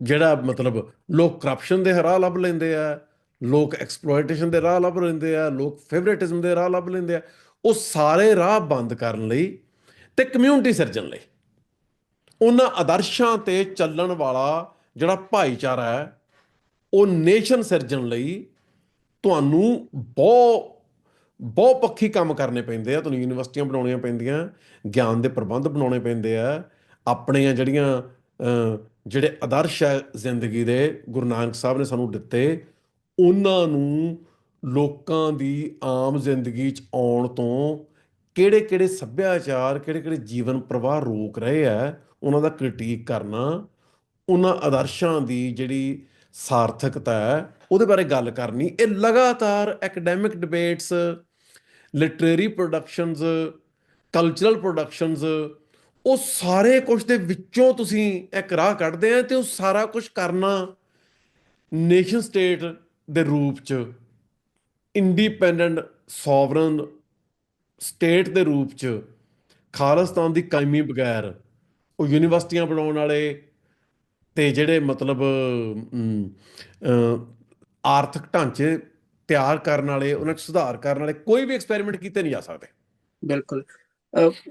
ਪ੍ਰਸ਼ਨਦੀਪ ਸਿੰਘ ਜੀ, ਜਿਵੇਂ ਤੁਸੀਂ ਮਤਲਬ ਗੱਲਬਾਤ ਕਰਦਿਆਂ ਨੇ ਗੱਲ ਕਹੀ ਕਿ ਮਤਲਬ ਇਹ ਆਮ ਤੌਰ ਤੇ ਗੱਲ ਕੀਤੀ ਜਾਂਦੀ ਹੈ ਕਿ ਖਾਲਿਸਤਾਨ ਬਾਰੇ ਜਿਹੜੇ ਲੋਕਾਂ ਦੇ ਸੁਭਾਅ ਹੁੰਦੇ ਆ ਕਿ ਬੜਾ ਛੋਟਾ ਹੋਣਾ ਜੀ, ਮਤਲਬ ਇੰਨੇ ਛੋਟੇ 'ਚ ਤੁਸੀਂ ਕੀ ਕਰੋਗੇ, ਹੈ ਨਾ। ਮਤਲਬ ਇੱਕ ਤਾਂ ਤੁਸੀਂ ਉਹਦਾ ਇੱਕ ਪੋਜ਼ੀਟਿਵ ਪਹਿਲੂ ਦੱਸਿਆ ਕਿ ਉਹਦੇ 'ਚ ਮਤਲਬ ਇਹ ਆ ਕਿ ਤੁਸੀਂ ਉਸ ਮਤਲਬ ਰਾਜ ਦੇ ਵਿੱਚ ਕਿਵੇਂ ਇਕੱਠੇ ਰਹਿ ਸਕਦੇ ਹੋ, ਉਹ ਇੱਕ ਮਤਲਬ ਪੋਜ਼ੀਟਿਵ ਪਹਿਲੂ ਆ। ਪਰ ਇੱਕ ਹੋਰ ਗੱਲ ਜਿਹੜੀ ਮੇਰੇ ਦਿਮਾਗ 'ਚ ਆਉਂਦੀ ਆ ਵੀ ਜਿਹੜਾ ਸਿੱਖ ਰਾਜ ਦਾ ਕਨਸੈਪਟ ਆ, ਉਹਦੇ ਬਾਰੇ ਪਿਛਲੇ ਕੁਝ ਸਮੇਂ 'ਚ ਜਿਹੜੇ ਵਿਚਾਰ ਆਏ ਸਾਹਮਣੇ ਤਾਂ ਉਹਦੇ 'ਚ ਇਹ ਗੱਲ ਵੀ ਹੋਈ ਕਿ ਜਿਹੜਾ ਮਤਲਬ ਸਿੱਖਾਂ ਦਾ ਰਾਜ ਆ, ਉਹ ਇਸ ਤਰੀਕੇ ਦਾ ਨੇਸ਼ਨ ਸਟੇਟ ਦਾ ਰਾਜ ਨਹੀਂ ਕਿ ਜਿੱਥੇ ਇੱਕ ਤੁਸੀਂ ਮਤਲਬ ਨੇਸ਼ਨ ਬਿਲਡਿੰਗ ਕਰਨੀ ਹੋਵੇ, ਲੋਕਾਂ ਨੂੰ ਇੱਕ ਨਵੇਂ ਨੇਸ਼ਨ ਦੇ ਰੂਪ ਕਲਾ ਮਤਲਬ ਉਹਦੇ 'ਚ ਬੰਨ੍ਹ ਕੇ ਰੱਖਣਾ ਹੋਵੇ। ਵੀ ਉਹਦੇ 'ਚੋਂ ਫਿਰ ਇਹ ਗੱਲ ਨਿਕਲ ਕੇ ਆਈ ਕਿ ਭਾਰਤ ਦੀ ਜਿਹੜੀ ਇਸ ਸਮੇਂ ਮੌਜੂਦਾ ਡੈਮੋਗ੍ਰਾਫੀ ਆ, ਉਹਦੇ 'ਚ ਸਿਰਫ ਬਿੱਪਰਵਾਦੀ ਜਿਹੜੇ ਲੋਕ ਨੇ, ਜਾਂ ਜਿਹਨੂੰ ਕਹਿ ਸਕਦੇ ਆ ਕਿ ਬ੍ਰਾਹਮਣ ਆ ਜਿਹੜਾ, ਉਹ ਡੋਮੀਨੇਟ ਕਰ ਰਿਹਾ, ਉਹ ਰੂਲ ਕਰ ਰਿਹਾ। ਤੇ ਜਿਹੜੀਆਂ ਇੱਥੋਂ ਦੀਆਂ ਬਾਕੀ ਸਾਰੇ ਦੱਬੇ ਕੁਚਲੇ ਜਿਨ੍ਹਾਂ ਨੂੰ ਕਿਹਾ ਜਾਂਦਾ ਹੈ ਨਾ, ਵੀ ਉਹ ਸਾਰੇ ਲੋਕ ਨੇ ਜਾਂ ਕਮਿਊਨਿਟੀਜ਼ ਨੇ, ਕਿ ਉਹਨਾਂ ਨੂੰ ਸੰਗਠਿਤ ਕੀਤਾ ਜਾਵੇ ਤੇ ਉਹਨਾਂ ਦੀ ਅਗਵਾਈ ਖਾਲਸਾ ਪੰਥ ਕਰੇ। ਕਿ ਇਹੋ ਜਿਹਾ ਸਿੱਖਾਂ ਦੇ ਰਾਜ ਦਾ ਮਾਡਲ ਆ ਕਿ ਫਿਰ ਉਹ ਮਤਲਬ ਵੀ ਉਹ ਕਿਸੇ ਇੱਕ ਟੈਰੀਟਰੀ ਜਾਂ ਕਿਸੇ ਇੱਕ ਖਿੱਤੇ ਦੇ ਉੱਤੇ ਜਿਹੜਾ ਰਾਜ ਆ, ਉਹ ਖਾਲਸਾ ਪੰਥ ਦੇ ਰਾਜ ਦਾ ਆਦਰਸ਼ ਨਹੀਂ ਹੈਗਾ। ਤਾਂ ਮਤਲਬ ਤੁਸੀਂ ਇਸ ਗੱਲ ਨੂੰ ਕਿਵੇਂ ਲੈਂਦੇ ਹੋ? ਮੈਨੂੰ ਲੱਗਦਾ ਤੁਸੀਂ ਮੇਰਾ ਸਵਾਲ ਸਮਝ ਗਏ ਮੈਂ ਹੋਵੋਗੇ। ਸਮਝ ਗਿਆ, ਮੈਂ ਸਮਝ ਗਿਆ। ਦੇਖੋ, ਕੋਈ ਵੀ ਗੱਲ ਜਦੋਂ ਆਪਾਂ ਵਿਚਾਰ ਦੇਣਾ ਨਾ, ਹਰ ਗੱਲ ਦਾ ਇੱਕ ਸਿਧਾਂਤਕ ਸੰਦਰਭ ਵੀ ਹੁੰਦਾ ਤੇ ਇੱਕ ਇਤਿਹਾਸਕ ਸੰਦਰਭ ਵੀ ਹੁੰਦਾ। ਉਹਨਾਂ ਨੂੰ ਤੋੜ ਕੇ ਗੱਲ ਨਹੀਂ ਸਮਝੀ ਜਾ ਸਕਦੀ। ਜਿਵੇਂ ਹੁਣ ਇੰਡੀਆ ਨੂੰ ਡਿਫਾਈਨ ਕਰਦਾ ਹਿੰਦੂ ਨੈਸ਼ਨਲਿਜ਼ਮ, ਅੱਜ ਦੇ ਇੰਡੀਆ ਨੂੰ। ਅਨਫੋਰਚੂਨੇਟ ਅਸਲੀਅਤ ਹੈ ਇਹ। ਹਿੰਦੂ ਨੈਸ਼ਨਲਿਜ਼ਮ ਦਾ ਇਤਿਹਾਸ 1805 ਤੋਂ ਵੀ ਜੇ ਲਈਏ ਤੇ ਘੱਟੋ ਘੱਟ 220 ਸਾਲ ਪੁਰਾਣਾ।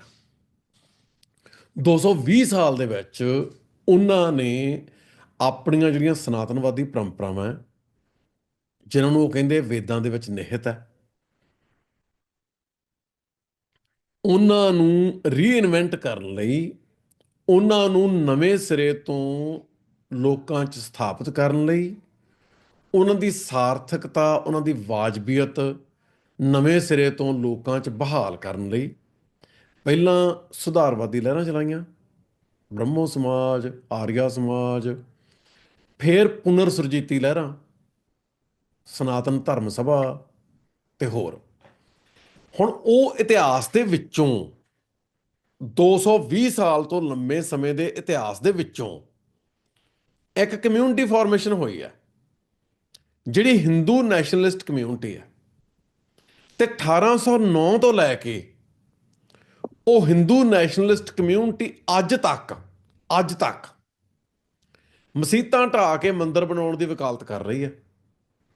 1809 ਦੇ ਵਿੱਚ ਲਾਟ ਭੈਰੋਂ ਵਾਲੇ ਮੰਦਿਰ ਦੇ ਬਾਹਰ ਬਨਾਰਸ 'ਚ ਪਹਿਲੀ ਵਾਰੀ ਹਿੰਦੂਆਂ ਨੇ ਬਾਹਰ ਆ ਕੇ ਦੰਗੇ ਕੀਤੇ ਵੀ ਲਾਟ ਭੈਰੋਂ ਦੇ ਮੰਦਿਰ ਦੀ ਥਾਂ ਤੇ ਔਰੰਗਜ਼ੇਬ ਨੇ ਮਸੀਤ ਬਣਾਈ ਸੀ, ਅਸੀਂ ਉਹ ਮਸੀਤ ਢਾਉਣੀ ਆ ਤੇ ਮੰਦਿਰ ਬਣਾਉਣਾ। ਉਦੋਂ ਤੋਂ ਮੰਦਿਰ ਮਸਜਿਦ ਦੇ ਰੌਲੇ ਚੱਲ ਰਹੇ ਆ। ਤੁਸੀਂ ਰਾਜਸਥਾਨ 'ਚ ਜਾਓ, ਇਤਿਹਾਸਕ ਗੁਰਦੁਆਰਾ ਸਾਹਿਬਾਨ ਆ, ਉਹਨਾਂ ਦੇ ਵਿੱਚ ਮੰਦਿਰ ਬਣੇ ਹੋਏ ਆ। ਜੰਮੂ ਕਸ਼ਮੀਰ ਜਾਓ, ਇਤਿਹਾਸਕ ਗੁਰਦੁਆਰਾ ਸਾਹਿਬਾਨ ਆ, ਉਹਨਾਂ ਦੇ ਵਿੱਚ ਮੰਦਿਰ ਬਣੇ ਹੋਏ ਆ। ਪਟਨਾ ਸਾਹਿਬ ਜਾਓ, ਤਖਤ ਸਾਹਿਬ ਦੇ ਲਗਭਗ ਵਿੱਚ ਬਿਲਕੁਲ ਨਾਲ ਵੱਡਾ ਮੰਦਿਰ ਬਣਿਆ ਹੋਇਆ। ਡਾਂਗਮਾਰ ਗੁਰਦੁਆਰਾ ਸਿੱਖਾਂ ਤੋਂ ਖੋਹ ਹੀ ਲਿਆ ਇਹਨਾਂ ਨੇ। ਹਰ ਇਤਿਹਾਸਕ ਗੁਰਦੁਆਰੇ, ਜਿਹੜਾ ਮਤਲਬ ਹਰਿਦੁਆਰ ਗੁਰਦੁਆਰਾ ਸੀ ਗੰਗਾ ਦੇ ਤੱਟ ਦੇ ਉੱਤੇ, ਹਰ ਕੀ ਉਹ ਪੌੜੀ। ਉਹ ਗੁਰਦੁਆਰਾ ਢਾਹ ਕੇ ਨੇਸਤੋ ਨਾਬੂਦ ਕਰਤਾ। ਇਹ ਹੁਣ ਸ਼੍ਰੋਮਣੀ ਕਮੇਟੀ, ਸ਼੍ਰੋਮਣੀ ਅਕਾਲੀ ਦਲ, ਜਿਨ੍ਹਾਂ ਨੇ ਸਿੱਖਾਂ ਦੀ ਨੁਮਾਇੰਦਗੀ ਕਰਨੀ ਸੀ, ਇਹਨਾਂ ਨੇ ਕਦੇ ਮੁੱਦਾ ਚੱਕਿਆ ਕਿ ਰਾਜਸਥਾਨ ਦੇ ਵਿੱਚ, ਕਸ਼ਮੀਰ ਦੇ ਵਿੱਚ, ਅਸਾਮ ਦੇ ਵਿੱਚ, ਹਿੰਦੁਸਤਾਨ ਦੇ ਹੋਰ ਹਿੱਸਿਆਂ 'ਚ ਪਟਨਾ ਸਾਹਿਬ ਗੁਰਦੁਆਰਿਆਂ ਦੇ ਜਮਾਂ ਨਾਲ ਜਾਂ ਗੁਰਦੁਆਰੇ ਦੀ ਹੱਦ ਦੇ ਅੰਦਰ ਮੰਦਿਰ ਬਣਾਏ ਹੋਏ ਆ? ਕਾਨੂੰਨੀ ਤੌਰ ਤੇ ਕੀ ਹੱਕ ਹੈ? ਅਕਾਲੀ ਦਲ ਦੀ ਲੀਡਰਸ਼ਿਪ ਇਹ ਮੁੱਦੇ ਕਿਉਂ ਨਹੀਂ ਚੱਕ ਰਹੀ? ਕਿਉਂਕਿ ਅਕਾਲੀ ਦਲ ਦੀ ਲੀਡਰਸ਼ਿਪ ਨੂੰ ਕੇਂਦਰ ਦੀ ਹਕੂਮਤ ਦਾ ਸਿੱਧਾ ਸੁਨੇਹਾ ਹੈ, ਜਾਂ ਤੁਸੀਂ ਜੇਲ੍ਹ 'ਚ ਜਾਓਗੇ ਜਾਂ ਸਿੱਖਾਂ ਦੇ ਮੁੱਦੇ ਚੁੱਕਣੇ ਬੰਦ ਕਰੋਗੇ। 1982-83 ਦੇ ਨੇੜੇ ਟਾਈਮਜ਼ ਆਫ ਇੰਡੀਆ ਦੇ ਵਿੱਚ ਰਾਜੀਵ ਏ ਕਪੂਰ ਨੇ ਆਰਟੀਕਲ ਲਿਖਿਆ ਸੀ। ਰਾਜੀਵ ਏ ਕਪੂਰ ਜੀ ਨੇ ਸੈਕਸ ਸੈਪਰੇਟਿਜ਼ਮ ਦੀ ਕਿਤਾਬ ਲਿਖੀ ਆ, ਆਕਸਫੋਰਡ 'ਚ PhD ਕੀਤੀ ਆ ਸੈਕਸ ਸੈਪਰੇਟਿਜ਼ਮ ਦੀ ਕਿਤਾਬ। ਉਹ ਕਹਿੰਦਾ ਵੀ ਪੰਜਾਬ ਦੇ ਮਸਲੇ ਦਾ ਇੱਕੋ ਹੀ ਹੱਲ ਹੈ, ਅਕਾਲੀਆਂ ਨੂੰ ਸਪਸ਼ਟ ਸੁਨੇਹਾ ਦਿਓ ਕਿ ਜੇ ਤੁਸੀਂ ਪੰਜਾਬ ਦੀ ਧਰਤੀ ਤੇ ਸੱਤਾ 'ਚ ਆਉਣਾ ਹੈ ਤੇ ਤੁਹਾਨੂੰ ਸਿੱਖਾਂ ਦੇ ਜਿਹੜੇ ਮੁੱਦੇ ਆ ਛੱਡਣੇ ਪੈਣਗੇ। ਜੇ ਨਹੀਂ ਤੇ ਤੁਸੀਂ ਜੇਲ੍ਹਾਂ 'ਚ ਜਾਓਗੇ। 1997 ਤੱਕ ਅਕਾਲੀਆਂ ਨੇ ਐਲਾਨੀਆਂ ਤੌਰ ਤੇ ਸਿੱਖ ਮੁੱਦਿਆਂ ਤੋਂ ਨਾਤਾ ਨਹੀਂ ਤੋੜਿਆ। 1997 ਤੱਕ ਇੱਕ ਵੀ ਅਕਾਲੀ ਸਰਕਾਰ ਨੇ 5 ਸਾਲ ਪੂਰੇ ਨਹੀਂ ਕੀਤੇ ਤੇ ਅਕਾਲੀ ਦਲ ਲੰਮਾ ਸਮਾਂ ਅਕਾਲੀ ਦਲ ਦੇ ਆਗੂ ਜੇਲ੍ਹਾਂ 'ਚ ਰਹੇ। ਕੋਈ 5 ਸਾਲ, ਕੋਈ 10 ਸਾਲ, ਕੋਈ ਜ਼ਿਆਦਾ। 1997 ਚ ਅਕਾਲੀ ਦਲ ਬਾਦਲ ਨੇ ਇਹ ਸਮਝੌਤਾ ਕੀਤਾ ਕਿ ਅਸੀਂ ਡਿਵੈਲਪਮੈਂਟ ਦੀ ਪੋਲਿਟਿਕਸ ਕਰਾਂਗੇ, ਆਇਡੈਂਟੀ ਪੋਲਿਟਿਕਸ ਛੱਡ ਦਿਆਂਗੇ। ਉਸ ਤੋਂ ਬਾਅਦ ਉਸ ਪਾਰਟੀ ਨੇ 15 ਸਾਲ ਰਾਜ ਕੀਤਾ। ਪਹਿਲੀ ਵਾਰੀ ਜਦੋਂ ਸਿੱਖਾਂ ਦੇ ਵਿੱਚ ਲਹਿਰ ਮਜ਼ਬੂਤ ਹੋ ਗਈ, ਸਿੱਖਾਂ ਵੱਲੋਂ ਅਕਾਲੀ ਲੀਡਰਸ਼ਿਪ ਤੇ ਦਬਾਅ ਬਣਨਾ ਸ਼ੁਰੂ ਹੋਇਆ ਵੀ ਸਿੱਖਾਂ ਦੀ ਕੋਈ ਗੱਲ ਕਰੋ, ਮਾੜੀ ਮੋਟੀ ਇਹ ਹਿਲਜੁਲ ਕਰਨ ਲੱਗੇ। ਦਿੱਲੀ ਦੀ ਹਕੂਮਤ ਨੇ ਅਕਾਲੀ ਦਲ ਹੀ ਖਤਮ ਕਰਾਤਾ। ਅਲਾਇੰਸ ਪਾਰਟਨਰ ਸੀ, ਅਲਾਇੰਸ ਵੀ ਬੀਜੇਪੀ ਨੇ ਤੋੜਿਆ। ਸੋ ਸਿੱਖਾਂ ਦੀ ਤਾਂ ਕੋਈ ਸਿਆਸੀ ਨੁਮਾਇੰਦਗੀ ਨਹੀਂ। ਗੁਰਦੁਆਰਿਆਂ ਦੇ ਵਿੱਚ ਮਸੀਤਾਂ ਬਣਾਈਆਂ, ਜਿਹੜੇ ਮੰਦਿਰ ਬਣਾਏ ਆ ਹਿੰਦੂਆਂ ਨੇ, ਉਹ ਮੰਦਿਰ ਬਣਾਉਣ ਦਾ ਆਧਾਰ ਹੀ ਇਹ ਆ ਵੀ 200-400 ਸਾਲ ਨੂੰ ਕਹਿਣਾ ਇਹ ਤਾਂ ਮੰਦਿਰ ਹੀ ਸੀ। ਆਹ ਵੇਖ ਲਓ, ਪੁਰਾਣੀ ਉਸਾਰੀ ਹੈ। ਪੁਰਾਣੀ ਜੇ ਮੰਦਿਰ ਨਹੀਂ ਸੀ, ਮੰਦਿਰ ਬਣ ਕਿਵੇਂ ਗਿਆ? ਮੰਦਿਰ ਤਾਂ ਅੱਜ ਬਣ ਗਿਆ ਧੱਕੇ ਨਾਲ, ਸੱਤਾ ਦੇ ਜ਼ੋਰ ਨਾਲ। ਮੰਦਿਰ ਵੈਸੇ ਉਹਦਾ ਕੋਈ ਇਤਿਹਾਸ ਥੋੜ੍ਹਾ ਆ ਉੱਥੇ। ਦਰਬਾਰ ਸਾਹਿਬ ਦੇ ਦਾਲੇ ਮੈਨੂੰ ਚੰਗੀ ਤਰ੍ਹਾਂ ਯਾਦ ਆ, ਜਿੱਦਾਂ 6 ਦਸੰਬਰ ਨੂੰ ਢਾਈ ਨਾ ਬਾਬਰੀ ਮਸਜਿਦ, ਅਸੀਂ ਪੰਜਾਬੀ ਯੂਨੀਵਰਸਿਟੀ ਸੀ ਤੇ ਨਾਲ ਦੀ ਨਾਲ ਖਬਰ ਆ ਗਈ ਵੀ ਸ੍ਰੀ ਅਕਾਲ ਤਖਤ ਸਾਹਿਬ ਦੇ ਪਿਛਲੇ ਪਾਸੇ ਮੰਦਿਰ ਹੈ ਤੇ ਉਹ ਅਕਾਲ ਤਖਤ ਸਾਹਿਬ ਦੇ ਨਾਲ ਪੈਂਦਾ। ਅੰਮ੍ਰਿਤਸਰ ਦੇ ਹਿੰਦੂ ਬਹੁਤ ਵੱਡੀ ਗਿਣਤੀ 'ਚ ਉੱਥੇ ਇਕੱਠੇ ਹੋ ਗਏ ਵੀ ਇੱਥੇ ਮੰਦਿਰ ਬਣਾਉਣਾ। ਹਜ਼ਾਰਾਂ ਦੀ ਗਿਣਤੀ ਉੱਥੇ ਸਿੱਖ ਇਕੱਠੇ ਹੋ ਗਏ। ਜਦੋਂ ਗੱਲ ਨਿਕਲੀ, ਗੱਲ ਇਹ ਸੀ ਸ੍ਰੀ ਅਕਾਲ ਤਖਤ ਸਾਹਿਬ ਦੇ ਪਿਛਲੇ ਪਾਸੇ ਕਿਸੇ ਹਿੰਦੂ ਦਾ ਘਰ ਸੀ ਤੇ ਹਿੰਦੂਆਂ ਦੇ ਘਰਾਂ ਦੇ ਵਿੱਚ ਕੋਈ ਮੂਰਤੀ ਰੱਖ ਕੇ ਇੱਕ ਛੋਟਾ ਜਿਹਾ ਮੰਦਿਰ ਬਣਾਇਆ ਹੁੰਦਾ ਹਰ ਹਿੰਦੂ ਦੇ ਘਰ 'ਚ। ਉਹ ਸਵੇਰੇ ਆਪਦਾ ਕੰਮਕਾਜ ਸ਼ੁਰੂ ਕਰਨ ਤੋਂ ਪਹਿਲਾਂ ਉਸ ਮੂਰਤੀ ਦੇ ਸਾਹਮਣੇ ਆਪਣੀ ਧਾਰਮਿਕ ਪੂਜਾ ਕਰਦੇ ਆ ਤੇ ਫਿਰ ਆਪਣਾ ਦਿਨ ਸ਼ੁਰੂ ਕਰਦੇ ਆ। ਹੁਣ ਉਹਦਾ ਅਰਥ ਇਹ ਥੋੜ੍ਹਾ ਆ ਵੀ ਇਹ ਮੰਦਿਰ, ਹੁਣ ਹਿੰਦੂ ਤਾਂ ਦਰਬਾਰ ਸਾਹਿਬ ਦੇ ਅੰਦਰ ਦੱਸੀ ਜਾਂਦੇ ਆ, ਹਰ ਕੀ ਪੌੜੀ ਦਾ ਹਿੰਦੂ ਇਤਿਹਾਸ ਹੈ, ਵਾਲਮੀਕ ਇੱਥੇ ਸੀ, ਲਵ ਕੁਸ਼ ਦਾ ਇਤਿਹਾਸ ਇੱਥੇ ਹੈ। ਜਿੰਨੀਆਂ ਰਿਪੋਰਟਾਂ ਆ ਰਹੀਆਂ ਕਿ ਜਿਹੜਾ ਸੂਅਰ ਸਿਸਟਮ ਹੈ ਦਰਬਾਰ ਸਾਹਿਬ ਦੇ ਆਲੇ ਦੁਆਲੇ, ਉਹਦੇ ਉੱਤੇ ਜਿਹੜੀਆਂ ਉਹਦੇ ਵਿੱਚ ਇੱਟਾਂ ਲੱਗ ਰਹੀਆਂ ਪਿਛਲੇ ਕੁਝ ਦਹਾਕਿਆਂ ਤੋਂ, ਉਹਨਾਂ ਤੇ ਸ਼੍ਰੀ ਰਾਮ ਲਿਖਿਆ। ਤੁਸੀਂ ਦਰਬਾਰ ਸਾਹਿਬ ਜਾਓ, ਦਰਬਾਰ ਸਾਹਿਬ ਦੇ ਆਲੇ ਦੁਆਲੇ ਨਿੱਕੇ ਨਿੱਕੇ ਕਿੰਨੇ ਮੰਦਿਰ ਬਣ ਰਹੇ ਆ। ਉਹ ਮੰਦਿਰ ਬਣਾਉਣ ਦਾ ਮਤਲਬ ਕੀ ਹੈ? ਉਹ ਕੋਈ 50 ਸਾਲ ਦੀ ਗੇਮ ਨਹੀਂ, ਉਹ 100-200 ਸਾਲ ਦੀ ਲੰਮੀ ਖੇਡ ਹੈ ਕਿ ਉਹਨਾਂ ਮੰਦਿਰਾਂ ਦੇ ਆਧਾਰ ਤੇ ਕਬਜ਼ਾ ਕਰਨਾ ਹੈ। ਸੋ ਇਹ ਜਿਹੜੀ ਅੰਮ੍ਰਿਤਸਰ ਸ਼ਹਿਰ ਦੇ ਪੰਜਾਬੀ ਹਿੰਦੂ ਬਾਬਰੀ ਮਸਜਿਦ ਢਹਿਣ ਤੋਂ ਬਾਅਦ ਅਕਾਲ ਤਖਤ ਵੱਲ ਨੂੰ ਮੂੰਹ ਕਰ ਲੈਂਦੇ ਆ। ਦਿੱਲੀ ਦੇ ਪੰਜਾਬੀ ਤੇ ਗੈਰ ਪੰਜਾਬੀ ਹਿੰਦੂ ਇੰਦਰਾ ਗਾਂਧੀ ਦੇ ਕਤਲ ਤੋਂ ਬਾਅਦ ਸਿੱਖਾਂ ਦੀ ਵੱਡੀ ਨਸਲਕੁਸ਼ੀ ਕਰਦੇ ਆ।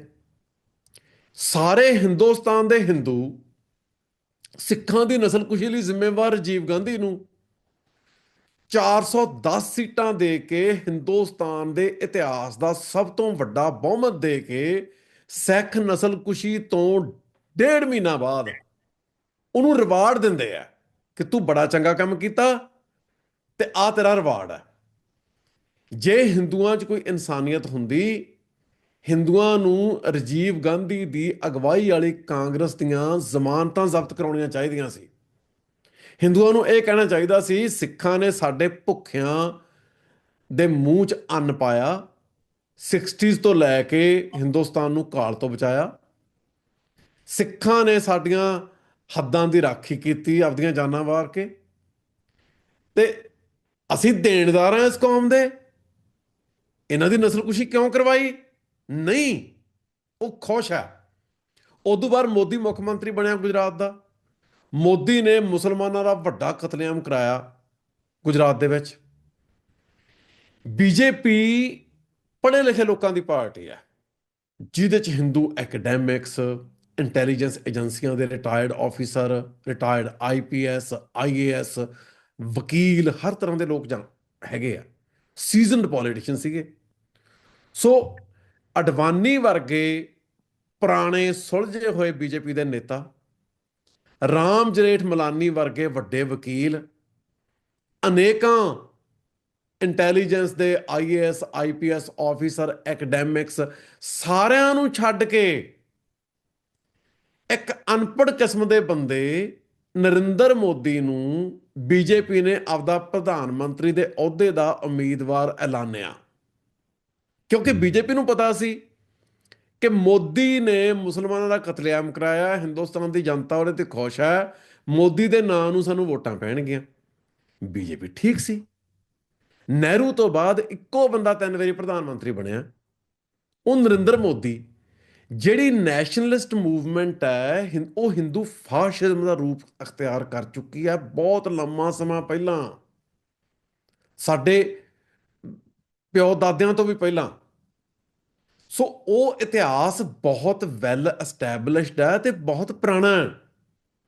ਜਿਹੜੀ ਇਸ ਤਰ੍ਹਾਂ ਦੀ ਖਾਮ ਖਿਆਲੀ ਪ੍ਰਚਾਰ ਨਹੀਂ ਹੈ ਸਿੱਖਾਂ ਦੇ ਵਿੱਚ ਵੀ ਹਿੰਦੂ ਤਾਂ ਜੀ ਸਿੱਖੀ ਚ ਆਉਣ ਨੂੰ ਤਿਆਰ ਬੈਠੇ ਆ।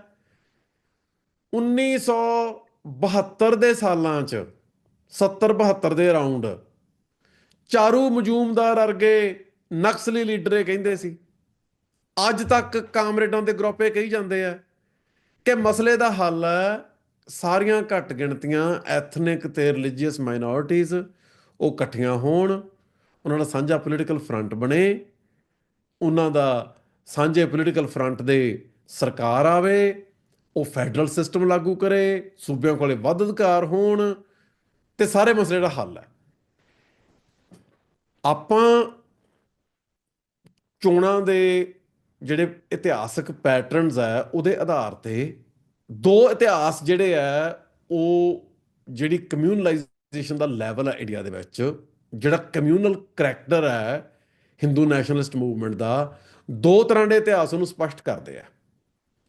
ਇੱਕ ਹਿੰਦੂਆਂ ਵੱਲੋਂ ਕੀਤੇ ਗਏ ਫਿਰਕੂ ਦੰਗਿਆਂ ਤੇ ਨਸਲਕੁਸ਼ੀਆਂ ਦਾ ਇਤਿਹਾਸ, ਦੂਜਾ ਹਿੰਦੂਆਂ ਵੱਲੋਂ ਆਪਣੀ ਵੋਟ ਦੀ ਤਾਕਤ ਦੇ ਨਾਲ ਅੱਗੇ ਲਿਆਂਦੇ ਗਏ ਫਾਸ਼ਿਸਟ ਆਗੂ। ਜਵਾਹਰ ਲਾਲ ਨਹਿਰੂ ਉਹਨਾਂ ਚੋਂ ਇੱਕ ਹੈ, ਇੰਦਰਾ ਗਾਂਧੀ, ਰਾਜੀਵ ਗਾਂਧੀ, ਨਰਿੰਦਰ ਮੋਦੀ, ਇਹ ਸਾਰੇ ਵੱਖੋ ਵੱਖਰੇ ਕਿਸਮ ਦੇ ਲੋਕ, ਜਿਹੜੇ ਬੰਦਿਆਂ ਦੇ ਅਸੀਂ ਨਾਂ ਲੈਣੋਂ ਭੁੱਲ ਜਾਂਦੇ ਆ ਵੀ ਉਹ ਕਿੰਨੇ ਕੱਟੜ ਹਿੰਦੂਵਾਦੀ ਸੀ ਤੇ ਕਿੰਨੇ ਸਿੱਖ ਵਿਰੋਧੀ ਸੀ, ਉਹ ਵੀ ਭੁੱਲਣੇ ਨਹੀਂ ਚਾਹੀਦੇ। ਇੰਦਰ ਕੁਮਾਰ ਗੁਜਰਾਲ, ਚੰਦਰ ਸ਼ੇਖਰ, ਤੇ ਰਹਿ ਕੌਣ ਗਿਆ? ਕਾਂਗਰਸ ਵੀ ਆ ਗਈ, ਜਨਤਾ ਦਲ ਵੀ ਆ ਗਿਆ, ਸਾਂਝੀਆਂ ਸਰਕਾਰਾਂ ਵੀ ਆ ਗਈਆਂ, ਬੀਜੇਪੀ ਦੀ ਵੀ ਆ ਗਈਆਂ, ਕੋਲੀਸ਼ਨ ਗਵਰਨਮੈਂਟ ਆ ਗਈ, ਇੱਕ ਪਾਰਟੀ ਦੀ, ਰਹਿ ਕੀ ਗਿਆ? ਸੋ ਜਿਹੜੇ ਲੋਕ ਇਹ ਸ਼ੋਸ਼ੇ ਛੱਡ ਰਹੇ ਆ ਕਿ ਹਿੰਦੁਸਤਾਨ ਤਾਂ ਸਿੱਖਾਂ ਦੇ ਨਾਲ ਆਉਣ ਨੂੰ ਤਿਆਰ ਬੈਠਾ ਜੀ, ਇਹ ਬਿਲਕੁਲ ਝੂਠ ਹੈ, ਬੇਬੁਨਿਆਦ ਗੱਲ ਹੈ। ਸਿੱਖਾਂ ਨੂੰ ਆਪਣੇ ਨਿਸ਼ਾਨੇ ਤੋਂ ਭਟਕਾਉਣ ਦੀਆਂ ਜਿਹੜੀਆਂ ਸਾਜ਼ਿਸ਼ਾਂ, ਉਸ ਮਨਸੂਬੇ ਦੇ ਵਿੱਚੋਂ ਜਿਹੜੇ ਇਹ ਵਿਚਾਰ ਹੈ, ਇਹ ਸਿੱਖਾਂ ਦੇ ਮਨ ਮਸਤਕ ਦੇ ਵਿੱਚ ਘਸੋੜੇ ਜਾ ਰਹੇ ਆ। ਇਸ ਤਰ੍ਹਾਂ ਦੀ ਕੋਈ ਗੱਲ ਨਹੀਂ ਗੀ। ਹਾਂ, ਖਾਲਿਸਤਾਨ ਬਣ ਜੇ, ਅਸੀਂ ਨਹੀਂ ਚਾਹਾਂਗੇ ਅਸੀਂ ਕਿਸੇ ਗੁਆਂਢੀ ਤੇ ਹਿੰਸਾ ਕਰੀਏ। ਆਪ ਜਿਉਂ ਤੇ ਲੋਕਾਂ ਨੂੰ ਜਿਉਣ ਦਿਓ, ਆਪਦੇ ਮੁਲਕ 'ਚ ਘੱਟ ਗਿਣਤੀਆਂ ਨੂੰ ਜਿਉਣ ਦਿਓ, ਤੇ ਆਪਦੇ ਮੁਲਕ ਦੇ ਬਾਹਰ ਜਿਹੜੇ ਗੁਆਂਢੀ ਆ ਉਹਨਾਂ ਨੂੰ ਜਿਉਣ ਦਿਓ, ਤੁਹਾਡੀ ਤਾਕਤ ਜਿੰਨੀ ਮਰਜ਼ੀ ਵੱਧ ਹੋਵੇ। ਬਿਲਕੁਲ ਪ੍ਰਭਸ਼ਾਨਦੀਪ ਸਿੰਘ ਜੀ, ਹੁਣ ਮੈਂ ਆਪਣੇ ਆਖਰੀ ਸਵਾਲ ਵੱਲ ਨੂੰ ਵੱਧਦਾ, ਕਿਉਂਕਿ ਕਾਫੀ ਡੀਟੇਲਡ ਤੇ ਕਾਫੀ ਡੂੰਘੀਆਂ ਗੱਲਾਂ ਵੀ ਹੋਈਆਂ ਨੇ, ਵੀ ਥਿਊਰੀ ਤੋਂ ਲੈ ਕੇ ਜਿਹੜੀਆਂ ਪ੍ਰੈਕਟੀਕਲ ਪੋਲੀਟਿਕਸ ਆ ਇਸ ਸਮੇਂ ਭਾਰਤ ਦੀ, ਉਹ ਸਾਰੀਆਂ ਗੱਲਾਂ ਲਗਭਗ ਇਸ ਇੰਟਰਵਿਊ ਦੇ ਵਿੱਚ ਛੂਹੀਆਂ ਗਈਆਂ ਆ। ਪਰ ਹੁਣ ਮੈਂ ਜਾਂਦੇ ਜਾਂਦੇ ਮਤਲਬ ਇਹ ਤੋਂ ਜ਼ਰੂਰ ਜਾਣਨਾ ਚਾਹੁੰਦਾ ਵੀ, ਮੈਂ ਸਟਾਰਟਿੰਗ ਦੇ ਵਿੱਚ ਇਹ ਗੱਲ ਕਹੀ ਸੀ ਕਿ ਪੰਜਾਬ ਜਿਹੜਾ ਆ ਉਹ ਇਸ ਟਾਈਮ ਇੱਕ ਟਰਬੂਲੈਂਸ ਦੇ ਦੌਰ ਚੋਂ ਗੁਜ਼ਰ ਰਿਹਾ, ਭਾਵੇਂ ਕਿਸਾਨ ਸੰਘਰਸ਼ ਹੋਵੇ, ਭਾਵੇਂ ਉਹ ਅਸੀਂ ਦੇਖ ਸਕਦੇ ਹਾਂ ਵੀ ਮਤਲਬ ਦੀਪ ਸਿੱਧੂ ਨੂੰ ਦੀ ਸਪੋਰਟ ਤੋਂ ਲੈ ਕੇ ਫਿਰ ਜਦੋਂ ਅਮਰਤਪਾਲ ਸਿੰਘ ਨੇ ਦੀਪ ਸਿੱਧੂ ਦੀ ਜਥੇਬੰਦੀ ਨੂੰ ਸਾਂਭਿਆ ਤੇ ਉਸ ਤੋਂ ਬਾਅਦ ਉਹਨਾਂ ਨੂੰ ਹੁੰਗਾਰਾ ਮਿਲਣਾ, ਤੇ ਫਿਰ ਜਿਵੇਂ ਚੋਣਾਂ ਦੇ ਨਤੀਜੇ ਆਏ ਪੰਜਾਬ ਦੇ ਵਿੱਚੋਂ, ਭਾਵੇਂ ਸ਼ਹੀਦ ਭਾਈ ਬਿਆਨ ਸਿੰਘ ਦੇ ਸਪੁੱਤਰ ਸਰਬਜੀਤ ਸਿੰਘ ਦੀ ਜਿੱਤ ਹੋਵੇ ਚਾਹੇ ਅਮਰਤਪਾਲ ਸਿੰਘ ਹੋਰਾਂ ਦੀ ਜਿੱਤ ਹੋਵੇ, ਮਤਲਬ ਇਹ ਸਾਰਾ ਕੁਝ ਜਿਹੜਾ ਆ ਵੀ ਉਹ ਸ਼ੋਅ ਕਰ ਰਿਹਾ ਕਿ ਇਸ ਟਾਈਮ ਪੰਜਾਬ ਜਿਹੜਾ ਆ ਉਹ ਜਿੱਥੇ ਬਾਕੀ ਦਾ ਪੂਰਾ ਭਾਰਤ ਬੀਜੇਪੀ ਜਿਹੜੀ ਆ ਜਾਂ ਇਸ ਟਾਈਮ ਦੀ ਇੰਡੀਅਨ ਸਟੇਟ ਆ ਉਹਦੇ ਦਾਅਵੇ ਹੇਠਾਂ, ਪਰ ਪੰਜਾਬ ਇੱਕ ਤਰ੍ਹਾਂ ਦੇ ਨਾਲ ਉਹਨੂੰ ਟੱਕਰ ਦੇ ਰਿਹਾ, ਤੇ ਉਹ ਲੋਕਾਂ ਦੇ ਪੱਧਰ ਤੇ ਟੱਕਰ ਦਿੱਤੀ ਜਾ ਰਹੀ ਹੈ ਕਿਉਂਕਿ ਸੰਸਥਾ ਤਾਂ ਕੋਈ ਨਜ਼ਰ ਨਹੀਂ ਆ ਰਹੀ। ਮਤਲਬ ਇਸ ਟਾਈਮ ਸਿਚੁਏਸ਼ਨ ਇਹ ਆ ਵੀ ਆਰਗੇਨਾਈਜੇਸ਼ਨਲ ਸੈਟਅਪ ਅਕਾਲੀ ਦਲ ਤੋਂ ਲੈ ਕੇ ਤੇ ਬਾਕੀ ਸਾਰੇ ਉਹਨਾਂ ਨੇ ਡਿਸਕ੍ਰੈਡਿਟ ਕਰਤੇ ਆ ਤੇ ਖਤਮ ਕਰਤੇ ਆ। ਹੁਣ ਉਹਦੇ ਵਿੱਚੋਂ ਜਿਹੜੀ ਸਿੱਖਾਂ ਦੇ ਅੰਦਰ ਭਾਵੇਂ ਉਹ ਨਵੀਆਂ ਪਾਰਟੀਆਂ ਬਣਾਉਣ ਦੀ ਗੱਲ ਚੱਲ ਰਹੀ ਹੋਵੇ ਵੈਕਿਊਮ ਭਰਨ ਨੂੰ ਲੈ ਕੇ, ਤਾਂ ਉਹਦੇ 'ਚ ਜਿਹੜਾ ਨੁਕਤਾ ਉੱਭਰ ਰਿਹਾ ਉਹ ਦੁਬਾਰਾ ਅਨੰਦਪੁਰ ਸਾਹਿਬ ਦੇ ਮਤੇ ਦਾ ਨੁਕਤਾ ਉੱਭਰ ਰਿਹਾ ਵੀ ਫੈਡਰਲਿਜ਼ਮ ਦੀ ਜਿਹੜੀ ਗੱਲ ਆ ਵੀ ਪੰਜਾਬ ਦੇ ਅਧਿਕਾਰਾਂ ਨੂੰ ਸੁਰੱਖਿਅਤ ਕਰਨ ਦੀ ਗੱਲ ਆ। ਦੂਜੇ ਪਾਸੇ ਵਿਦੇਸ਼ਾਂ ਦੇ ਵਿੱਚ ਅਸੀਂ ਦੇਖਣਾ ਹੋਵੇ ਰੈਫਰੈਂਡਮ ਦੇ ਰਾਹੀਂ ਸਿੱਖ ਜਿਹੜੇ ਆ ਉਹ ਆਪਣੀ ਐਸਪੀਰੇਸ਼ਨ ਦਾ ਪ੍ਰਗਟਾਵਾ ਹਰ ਮੁਲਕ 'ਚ ਕਰ ਰਹੇ ਆ ਵੀ ਸਾਨੂੰ ਖਾਲਿਸਤਾਨ ਚਾਹੀਦਾ, ਤੇ ਇੰਡੀਆ ਵੀ ਖਾਲਿਸਤਾਨ ਦੀ ਮੂਵਮੈਂਟ ਨੂੰ ਇੰਨਾ ਸੀਰੀਅਸ ਲੈ ਰਹੀ ਹੈ ਕਿ ਉਹ ਟਰਾਂਸਨੈਸ਼ਨਲ ਰਿਪਰੈਸ਼ਨ, ਕੈਨੇਡਾ ਅਮਰੀਕਾ ਦੀ ਸੋਵਰੈਨਿਟੀ ਤੇ ਅਟੈਕ ਕਰਨ ਤੱਕ ਦੀ ਐਕਟੀਵਿਟੀਜ਼ ਕਰ ਰਹੀ ਆ। ਮਤਲਬ ਇਹ ਸਾਰੀ ਗੱਲਬਾਤ ਦੇ ਵਿੱਚੋਂ ਤੁਸੀਂ ਇਹ ਗੱਲ ਕਹੀ ਵੀ ਸਿੱਖਾਂ ਦਾ ਹੱਲ ਖਾਲਿਸਤਾਨ ਆ, ਪਰ ਉਹਦੇ 'ਚ ਜਿਹੜੇ ਬੰਦੇ ਜਿਹੜੀਆਂ ਕੁਛ ਪੰਜਾਬ 'ਚ ਰਹਿ ਕੇ ਫੈਡਰਲਿਜ਼ਮ ਦੀ ਗੱਲ ਤੇ ਪੰਜਾਬ ਦੇ ਅਧਿਕਾਰਾਂ ਦੀ ਗੱਲ ਤੇ ਨਵੇਂ ਪੋਲੀਟੀਕਲ ਸੈਟਅਪ ਉਸਾਰ ਰਹੇ ਆ, ਤੁਸੀਂ ਉਹਨਾਂ ਨੂੰ ਕਿਵੇਂ ਦੇਖਦੇ ਹੋ? ਦੇਖੋ, ਜਿਹੜਾ ਫੈਡਰਲਿਜ਼ਮ ਦਾ ਖਿਆਲ ਹੈ ਜਿਹਦੇ ਵਿੱਚੋਂ ਅਨੰਦਪੁਰ ਸਾਹਿਬ ਦਾ ਮਤਾ ਸਾਹਮਣੇ ਆਇਆ, ਉਹ ਖਿਆਲ ਇਹ ਹੈ ਕਿ 4 ਮਹਿਕਮੇ ਡਿਫੈਂਸ, ਫੋਰਨ, ਕਰੰਸੀ, ਕਮਿਊਨੀਕੇਸ਼ਨ, ਇਹ ਕੇਂਦਰ ਕੋਲੇ ਹੋਣ, ਫੈਡਰਲ ਅਥਾਰਟੀ ਕੋਲੇ ਹੋਣ, ਬਾਕੀ ਸਟੇਟਾਂ ਕੋਲੇ ਹੋਣ, ਸਟੇਟਸ ਨੂੰ ਅਟੋਨਮੀ ਹੋਵੇ। ਇਹ ਫੈਡਰਲਿਜ਼ਮ ਅਮਰੀਕਾ ਦੇ ਵਿੱਚ ਵੀ ਲਾਗੂ ਹੋਇਆ ਹੋਇਆ ਤੇ ਕੈਨੇਡਾ ਦੇ ਵਿੱਚ ਵੀ ਹੈਗਾ। ਹੁਣ ਇਹਨੂੰ ਆਪਾਂ ਕਹਿੰਦੇ ਆ ਡੀਸੈਂਟਰਲਾਈਜੇਸ਼ਨ ਆਫ ਪਾਵਰਸ। ਇੰਡੀਆ ਦੇ ਵਿੱਚ ਸੈਂਟਰਲਾਈਜ਼ਡ ਮੁਲਕ ਹੈ, ਸਟਰੋਂਗ ਸੈਂਟਰ ਵਾਲਾ ਮੁਲਕ ਹੈ।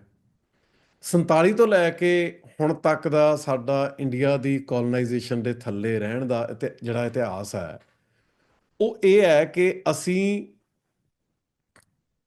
ਸੈਂਟਰਲਾਈਜ਼ਡ ਸਟੇਟ ਦੀ ਵਾਇਲੈਂਸ ਕਿਹੋ ਜਿਹੀ ਹੁੰਦੀ ਹੈ ਉਹ ਅਨੁਭਵ ਕੀਤੀ ਹੈ। ਅਮਰੀਕਾ ਦੇ ਕਾਲਿਆਂ ਨੇ ਇਹ ਅਨੁਭਵ ਕੀਤਾ ਕਿ ਕਿਸੇ ਕੌਮ ਨੂੰ ਡੀਸੈਂਟਰਲਾਈਜੇਸ਼ਨ ਦੇ ਰਾਹੀਂ ਕਿਵੇਂ ਮਾਰਿਆ ਜਾ ਸਕਦਾ। ਹੁਣ ਡੀਸੈਂਟਰਲਾਈਜੇਸ਼ਨ ਰਾਹੀਂ ਇਹਨਾਂ ਨੇ ਇਹ ਕਰਤਾ ਵੀ ਸਿਟੀ ਦਾ ਟੈਕਸ ਸਿਟੀ ਤੇ ਲੱਗੂਗਾ। ਹੁਣ ਜਿਹੜੇ ਪੁਸ਼ਤਾਂ ਤੋਂ ਗੋਰੇ ਅਮੀਰ ਹੈ, ਲੈਂਡਲੋਰਡ ਹੈ, ਉਹਨਾਂ ਦੇ ਸ਼ਹਿਰ ਜਿਹੜੇ ਆ ਉਸ ਟੈਕਸ ਨਾਲ ਉੱਥੇ ਵੱਡੀਆਂ ਯੂਨੀਵਰਸਿਟੀਆਂ ਬਣ ਰਹੀਆਂ, ਸੋਹਣੇ ਕਾਲਜ, ਸੋਹਣੇ ਸਕੂਲ, ਚੰਗੇ ਰੈਜ਼ੀਡੈਂਸ਼ੀਅਲ ਏਰੀਆਜ਼, ਚੰਗੇ ਹਸਪਤਾਲ। ਜਿਹੜੇ ਕਾਲੇ ਇਹਨਾਂ ਦੇ ਸਲੇਵ ਹੁੰਦੇ ਸੀ, ਜਿਨ੍ਹਾਂ ਨੇ ਬਹੁਤ ਅੰਨੀ ਵਾਇਲੈਂਸ ਝੱਲੀ ਹੈ, ਵਿਤਕਰਾ ਝੱਲਿਆ, ਉਹ ਪੁਸ਼ਤਾਂ ਤੋਂ ਗਰੀਬ ਹੈ ਵਿਚਾਰੇ, ਤੇ ਪੁਸ਼ਤਾਂ ਤੋਂ ਉਹਨਾਂ ਦੇ ਸ਼ਹਿਰਾਂ ਦੇ ਵਿੱਚ ਘੱਟ ਟੈਕਸ ਆ ਰਿਹਾ ਤੇ ਡੀਸੈਂਟਰਲਾਈਜੇਸ਼ਨ ਰਾਹੀਂ ਉਹਨਾਂ ਨੂੰ ਮਾਰਿਆ ਜਾ ਰਿਹਾ। ਜਿਹੜੇ ਅੱਜ ਅਨੰਦਪੁਰ ਸਾਹਿਬ ਦੇ ਮਤੇ ਦੀ ਗੱਲ ਕਰ ਰਹੇ ਆ ਉਹ ਇਹ ਕਹਿ ਰਹੇ ਆ ਸਾਨੂੰ ਵੀ ਪਹਿਲਾਂ ਤੁਸੀਂ ਇੰਡੀਆ ਤੋਂ ਜਿਹੜੀ ਸੈਂਟਰਲਾਈਜੇਸ਼ਨ ਦੀ ਵਾਇਲੈਂਸ ਝੱਲੀ ਹੈ, ਹੁਣ ਅਗਲੇ 50-100 ਸਾਲ ਡੀਸੈਂਟਰਲਾਈਜੇਸ਼ਨ ਦੀ ਵਾਇਲੈਂਸ ਨਾਲ ਆਪਦਾ ਅਨੁਭਵ ਕਰੋ। ਅਸੀਂ ਠੇਕਾ ਲਿਆ ਬਈ ਨਵੇਂ ਐਕਸਪੈਰੀਮੈਂਟਸ ਦੇ ਵਿੱਚ ਪੈਣਾ, ਇਸ ਤਰੀਕੇ ਨਾਲ ਮਰ ਕੇ ਵੇਖ ਲਓ, ਹੁਣ ਇਸ ਤਰੀਕੇ ਨਾਲ ਮਰ ਕੇ ਵੇਖ ਲਓ। ਦੁਨੀਆ ਦੇ ਉੱਤੇ ਜਿੱਥੇ ਅਟੋਨਮੀ ਸਟੇਟਸ ਕੋਲੇ ਹੈਗੀ ਹੈ, ਉਹ ਸਾਨੂੰ ਦਿਸ ਰਿਹਾ, ਅਸੀਂ ਅਮਰੀਕਾ 'ਚ ਰਹਿੰਦੇ ਹਾਂ, ਅਸੀਂ ਨਿੱਤ ਵੇਖਦੇ ਹਾਂ ਕਿ ਡੀਸੈਂਟਰਲਾਈਜੇਸ਼ਨ ਦੇ ਰਾਹੀਂ ਕਿਸੇ ਸ਼ਹਿਰ ਨੂੰ, ਕਿਸੇ ਲੋਕਾਂ ਨੂੰ, ਕਮਿਊਨਿਟੀ ਨੂੰ ਬਰਬਾਦ ਕਿਵੇਂ ਕੀਤਾ ਜਾਂਦਾ, ਨਸ਼ੇ ਕਿਵੇਂ ਫੈਲਾਏ ਜਾਂਦੇ, ਉਹਦੇ 'ਚ ਕ੍ਰਿਮੀਨਲ ਕਲਚਰ ਕਿਵੇਂ ਬਣਾਇਆ ਜਾਂਦਾ ਹੈ, ਉਹਨੂੰ ਕ੍ਰਿਮੀਨਲਾਈਜ਼ ਕਰਕੇ ਜੇਲ੍ਹਾਂ 'ਚ ਕਿਵੇਂ ਸਿੱਟਿਆ ਜਾਂਦਾ ਅੰਨ੍ਹੇਵਾਹ, ਜੇਲ੍ਹਾਂ 'ਚ ਉਹਨਾਂ ਤੋਂ ਗੁਲਾਮਾਂ ਵਾਂਗੂ ਕੰਮ ਕਿਵੇਂ ਲਿਆ ਜਾਂਦਾ, ਸਲੇਵਰੀ ਜੇਲ੍ਹਾਂ ਦੇ ਰਾਹੀਂ ਹਜੇ ਵੀ ਬਰਕਰਾਰ ਹੈ। ਸੋ ਡੀਸੈਂਟਰਲਾਈਜੇਸ਼ਨ ਜਾਂ ਖੁਦ ਮੁਖਤਿਆਰੀ ਕਿਸੇ ਮਸਲੇ ਦਾ ਹੱਲ ਨਹੀਂ। ਪਹਿਲੀ ਤਾਂ ਗੱਲ, ਇੰਡੀਆ ਨੇ ਸਾਨੂੰ ਡੀਸੈਂਟਰਲਾਈਜੇਸ਼ਨ ਕਦੋਂ ਆਫਰ ਕੀਤੀ ਹੈ? ਵੀ ਅਸੀਂ ਕਹਿ ਰਹੇ ਹਾਂ ਛੱਡੋ ਜੀ ਖਾਲਿਸਤਾਨ, ਡੀਸੈਂਟਰਲਾਈਜੇਸ਼ਨ ਤੇ ਆ ਜਾਓ। ਇੰਡੀਆ ਨੇ ਤਾਂ ਦਰਬਾਰ ਸਾਹਿਬ ਤੇ ਹਮਲੇ ਤੋਂ ਬਾਅਦ ਰਾਜੀਵ ਲੌਂਗੋਵਾਲ ਸਮਝੌਤਾ ਕੀਤਾ, ਪੰਜਾਬ ਸਮਝੌਤਾ ਕਿਹਾ ਉਹਨੂੰ। ਰਾਜੀਵ ਲੌਂਗੋਵਾਲ ਸਮਝੌਤੇ ਦੀ ਸਿਰਫ ਇੱਕ ਮੱਦ ਤੇ ਲਾਗੂ ਅਮਲ ਕੀਤਾ, ਜਿਹੜੀ ਸਤਲੁਜ ਯਮੁਨਾ ਲਿੰਕ ਨਹਿਰ ਬਣਾ ਕੇ ਪੰਜਾਬ ਦਾ ਪਾਣੀ ਪੰਜਾਬ ਚੋਂ ਹੋਰ ਬਾਹਰ ਲਿਜਾਣਾ ਸੀ। ਜਿਹੜੀ ਪੰਜਾਬ ਦੇ ਪੱਖੀ ਮੱਦ ਹੈ ਕੋਈ, ਉਹ ਤਾਂ ਕੋਈ ਲਾਗੂ ਕੀਤੀ ਨਹੀਂ ਉਹਨਾਂ ਨੇ। ਜਿੱਥੇ ਰਾਜੀਵ ਲੌਂਗੋਵਾਲ ਸਮਝੌਤਾ ਲਾਗੂ ਨਹੀਂ ਹੋਇਆ, ਜਿੱਥੇ ਜੰਮੂ ਕਸ਼ਮੀਰ ਵਾਂਗੂ ਪੰਜਾਬ ਨੂੰ ਤੋੜਨ ਦੀ ਤੇ ਸਿੱਖਾਂ ਨੂੰ ਭੁੱਖੇ ਮਾਰਨ ਦੀ, ਪੰਜਾਬ ਨੂੰ ਰੇਗਿਸਤਾਨ ਬਣਾਉਣ ਦੀ ਪਲਾਨ ਬਣ ਚੁੱਕੀ ਹੈ, ਉੱਥੇ ਲੋਕੀ ਐਵੇਂ ਆ ਕੇ ਕਹੀ ਜਾਂਦੇ ਆ ਖਾਲਿਸਤਾਨ ਛੱਡ ਦਿਓ, ਡੀਸੈਂਟਰਲਾਈਜੇਸ਼ਨ ਤੇ ਆ ਜਾਓ। ਵੀ ਤੁਸੀਂ ਕੌਣ ਹੈ? ਤੁਸੀਂ ਮੋਦੀ ਦੇ ਏਲਚੀ ਹੈ? ਤੁਸੀਂ ਇੰਡੀਆ ਦੇ ਹੋਮ ਮਿਨਿਸਟਰ ਹੈ? ਤੁਹਾਨੂੰ ਗਵਰਨਮੈਂਟ ਨੇ ਭੇਜਿਆ, ਤੁਸੀਂ ਕਾਹਦੇ ਆਧਾਰ ਤੇ ਕਹਿੰਦੇ? ਤੁਹਾਡੇ ਨਾਲ ਕਿਹਨੇ ਵਾਅਦਾ ਕੀਤਾ ਵੀ ਜੇ ਸਿੱਖ ਖਾਲਿਸਤਾਨ ਛੱਡ ਦੇਣ ਤੇ ਅਸੀਂ ਖੁਦ ਮੁਖਤਿਆਰੀ ਦੇ ਦੇਵਾਂਗੇ? ਉਹ ਤੁਹਾਨੂੰ ਚੰਡੀਗੜ੍ਹ ਦੇ ਕੇ ਰਾਜੀ ਨਹੀਂ, ਉਹ ਤੁਹਾਨੂੰ ਤੁਹਾਡੇ ਦਰਿਆਈ ਪਾਣੀਆਂ ਦਾ ਅਧਿਕਾਰ ਦੇ ਕੇ ਰਾਜੀ ਨਹੀਂ, ਉਹ ਤੁਹਾਨੂੰ ਉੱਥੋਂ ਬਾਹਰ ਕੱਢ ਰਹੇ ਆ। ਫੋਰਸਡ ਮਾਈਗ੍ਰੇਸ਼ਨ ਹੋ ਰਹੀ ਹੈ ਜਿਹੜੀ ਕਿ ਜੈਨੋਸਾਈਡ ਦਾ ਇੱਕ ਰੂਪ ਹੈ। ਉਹ ਸੈਟਲਰ ਲਿਆ ਲਿਆ ਕੇ ਉੱਥੇ ਵਸਾ ਰਹੇ ਆ, ਉਹ ਡੈਮੋਗ੍ਰਾਫਿਕਸ ਚੇਂਜ ਕਰ ਰਹੇ ਆ। ਮਤਲਬ ਤੁਸੀਂ ਕਹਿ ਰਹੇ ਆ ਖੁਦ ਮੁਖਤਿਆਰੀ ਲਈ ਲੜ ਰਹੋ। ਇਹ ਬਿਲਕੁਲ ਮਤਲਬ ਲੋਕਾਂ ਨੂੰ, ਸਿੱਖਾਂ ਨੂੰ ਮੂਰਖ ਬਣਾ ਕੇ, ਭੰਬਲ ਭੂਸੇ ਚ ਪਾ ਕੇ ਇੰਡੀਆ ਦੇ ਘਸਿਆਰੇ ਬਣਾਈ ਰੱਖਣ ਵਾਲੀ ਸ਼ੋਸ਼ੇਬਾਜ਼ੀ ਹੈ। ਇਹ ਗੱਲ ਦਾ ਕੋਈ ਆਧਾਰ ਨਹੀਂ। ਸਿੱਖਾਂ ਨੂੰ ਜਿਹੜੇ ਸੰਤ ਜਰਨੈਲ ਸਿੰਘ ਭਿੰਡਰਾਂਵਾਲਿਆਂ ਦੇ ਬਚਨ ਆ ਨਾ, ਉਹਨਾਂ ਨੂੰ ਸਿੰਪਲੀ ਨਹੀਂ ਲੈਣਾ ਚਾਹੀਦਾ। ਮਹਾਂਪੁਰਖਾਂ ਦੇ ਬਚਨ ਸਾਦੇ ਨਹੀਂ ਹੁੰਦੇ। ਮਹਾਂਪੁਰਖਾਂ ਦੇ ਬਚਨਾਂ ਦਾ ਇਹ ਅਰਥ ਹੈ ਕਿ ਕੌਮ ਲਈ ਜਿਉਂਦੇ ਰਹਿਣ ਵਾਸਤੇ ਆਪਣਾ ਇੱਕ ਹੱਦ ਤੱਕ ਦਾ ਸਵੈਮਾਣ ਬਰਕਰਾਰ ਰੱਖਣਾ ਜ਼ਰੂਰੀ ਹੈ। ਜੇ ਤੁਸੀਂ ਕਿਸੇ ਵੀ ਸਵੈ ਕਿਸੇ ਵੀ ਪੱਧਰ ਦਾ ਸਵੈਮਾਣ ਨਹੀਂ ਰੱਖੋਗੇ, ਤੁਸੀਂ ਸਿੱਖ ਨਹੀਂ ਰਹਿ ਸਕਦੇ। ਦਰਬਾਰ ਸਾਹਿਬ ਤੇ ਹਮਲਾ ਕਰਕੇ ਹਿੰਦੁਸਤਾਨੀ ਸਥਾਪਤੀ ਨੇ ਸਾਡੇ ਸਵੈਮਾਣ ਤੇ ਸਭ ਤੋਂ ਵੱਡੀ ਸੱਟ ਮਾਰੀ ਹੈ। ਸਾਨੂੰ ਇਹ ਭੁੱਲਣੀ ਨਹੀਂ ਚਾਹੀਦੀ, ਸਾਡਾ ਹੱਕ ਨਹੀਂ ਬਣਦਾ ਇਹ ਭੁੱਲਣ ਦਾ। ਸਾਨੂੰ ਇਹ ਜ਼ਖਮ ਕਦੇ ਨਹੀਂ ਭੁਲਾਉਣਾ ਚਾਹੀਦਾ। ਇਹਨਾਂ ਨੇ ਏਦੂ ਗਾਂਹ ਜਾਣਾ ਹੈ ਹੁਣ। ਮੈਨੂੰ ਤਾਂ ਸਮਝ ਨਹੀਂ ਆਉਂਦੀ ਲੋਕੀ ਸਮਝਦੇ ਕਿਉਂ ਨਹੀਂ। ਬੀਜੇਪੀ ਕਾਂਗਰਸ ਤੋਂ ਬਹੁਤ ਜ਼ਿਆਦਾ ਸਫਿਸਟੀਕੇਟਡ ਹੈ। ਬੀਜੇਪੀ ਨੇ ਤਾਂ ਸਿੱਖਾਂ ਤੇ ਹਮਲਾ ਹਜੇ ਕੀਤਾ ਨਹੀਂ। ਬੀਜੇਪੀ ਤਾਂ ਹਜੇ ਆਲੇ ਦੁਆਲਿਓਂ ਸਾਰੇ ਪੱਖਾਂ ਤੋਂ, ਹਰ ਸੰਭਵ ਪੱਖ ਤੋਂ ਸਿੱਖਾਂ ਨੂੰ ਘੇਰਾ ਪਾ ਰਹੀ ਹੈ। ਬੀਜੇਪੀ ਤਾਂ ਸਿੱਖਾਂ ਨੂੰ ਐਡੀ ਵੱਡੀ ਮਾਰ ਮਾਰਨ ਦੀ ਤਿਆਰੀ ਕਰ ਰਹੀ ਹੈ ਜਿੱਡੀ ਪੂਰੇ ਇਤਿਹਾਸ ਸਿੱਖਾਂ ਨੂੰ ਪਈ ਨਹੀਂ। ਇਹ ਸਾਹਮਣੇ ਦੱਸਦੀਆਂ ਜਿਹੜੀਆਂ ਸਟੇਟ ਦੀਆਂ ਪਾਲਿਸੀਜ਼ ਆ, ਉਹਨਾਂ ਬਾਰੇ ਪੜ੍ਹ ਕੇ, ਉਹਨਾਂ ਦੇ ਆਗੂਆਂ ਦੇ ਬਿਆਨਾਂ ਨੂੰ ਪੜ੍ਹ ਕੇ, ਸੁਣ ਕੇ, ਉਹਨਾਂ ਦੀਆਂ ਨੀਤੀਆਂ ਦਾ ਵਿਸ਼ਲੇਸ਼ਣ ਕਰਕੇ ਆਪਾਂ ਕਹਿ ਰਹੇ ਹਾਂ। ਕੋਈ ਆਪਣੇ ਮਨ ਦਾ ਵਹਿਮ ਨਹੀਂਗਾ। ਇੰਨਾ ਕੁਛ ਨਜ਼ਰਅੰਦਾਜ਼ ਕਰਕੇ ਸਿੱਖਾਂ ਨੂੰ ਇਹ ਕਹਿਣਾ ਖਾਲਿਸਤਾਨ ਛੱਡ ਦਿਓ, ਖੁਦ ਮੁਖਤਿਆਰੀ ਤੇ ਆ ਜਾਓ। ਜੇ ਤਾਂ ਇਹਦਾ ਕਾਰਨ ਇਹ ਹੈ ਵੀ ਕੁਝ ਖਾਸ ਬੰਦੇ ਛੇਤੀ ਛੇਤੀ ਸੱਤਾ 'ਚ ਆਉਣਾ ਚਾਹੁੰਦੇ ਆ, ਸੱਤਾ ਦਾ ਆਨੰਦ ਮਾਣਨਾ ਚਾਹੁੰਦੇ ਆ, ਉਹਨਾਂ ਲਈ ਤਾਂ ਫਾਇਦਾ ਹੋ ਸਕਦਾ ਵੀ ਖਾਲਿਸਤਾਨੀ ਪੋਲਿਟਿਕਸ ਹਕੂਮਤ ਉਹਨਾਂ ਨੂੰ ਨਾ ਕਰਨ ਦੇਵੇ, ਮੋਡਰੇਟ ਜੀ ਪੋਲਿਟਿਕਸ ਕਰਨ ਦੇਵੇ, ਉਹ ਚੋਣਾਂ ਜਿੱਤ ਲੈਣ, ਉਹਨਾਂ ਨੂੰ ਰਾਜ ਸੱਤਾ ਮਿਲ ਜੇ, ਉਹ ਸੱਤਾ ਦੇ ਆਨੰਦ ਮਾਣਨ। ਇਹ ਸੰਭਵ ਹੈ। ਸਿੱਖ ਕੌਮ ਦਾ ਕੋਈ ਭਲਾ ਨਹੀਂ ਇਹਦੇ 'ਚ। ਸਿੱਖ ਕੌਮ ਦਾ ਨਵੇਂ ਤਰੀਕੇ ਨਾਲ ਬੁਰਾ ਹੋਊਗਾ ਇਹਦੇ 'ਚ। ਮਤਲਬ ਤੁਸੀਂ ਮੈਂ ਵੈਸੇ ਇੱਕ ਹੋਰ ਸਵਾਲ ਸੀ ਇਹਦੇ ਤੁਹਾਡੀ ਗੱਲਬਾਤ ਚ ਨਿਕਲਦਾ, ਪਰ ਇੰਟਰਵਿਊ ਲੰਬੀ ਹੋਣੀ। ਜੇ ਥੋੜਾ ਜਿਹਾ ਤੁਸੀਂ ਵਿਸਥਾਰ ਚ ਇਹ ਗੱਲ ਜ਼ਰੂਰ ਦੱਸ ਦਿਓ, ਕਿਉਂਕਿ ਤੁਸੀਂ ਜਿਹੜੀ ਗੱਲ ਟਿੱਪਣੀ ਕੀਤੀ ਆ ਕਿ ਘੇਰਾ ਪਾ ਰਹੀ ਹੈ ਬੀਜੇਪੀ, ਤੇ ਬਹੁਤ ਵੱਡਾ ਹਮਲਾ ਜਿਹੜਾ ਸਿੱਖਾਂ ਦੇ ਇਤਿਹਾਸ ਦੇ ਵਿੱਚ ਨਹੀਂ ਦੇਖਿਆ ਹੋਣਾ, ਇਹੋ ਜਿਹਾ ਹਮਲਾ ਹੋ ਸਕਦਾ।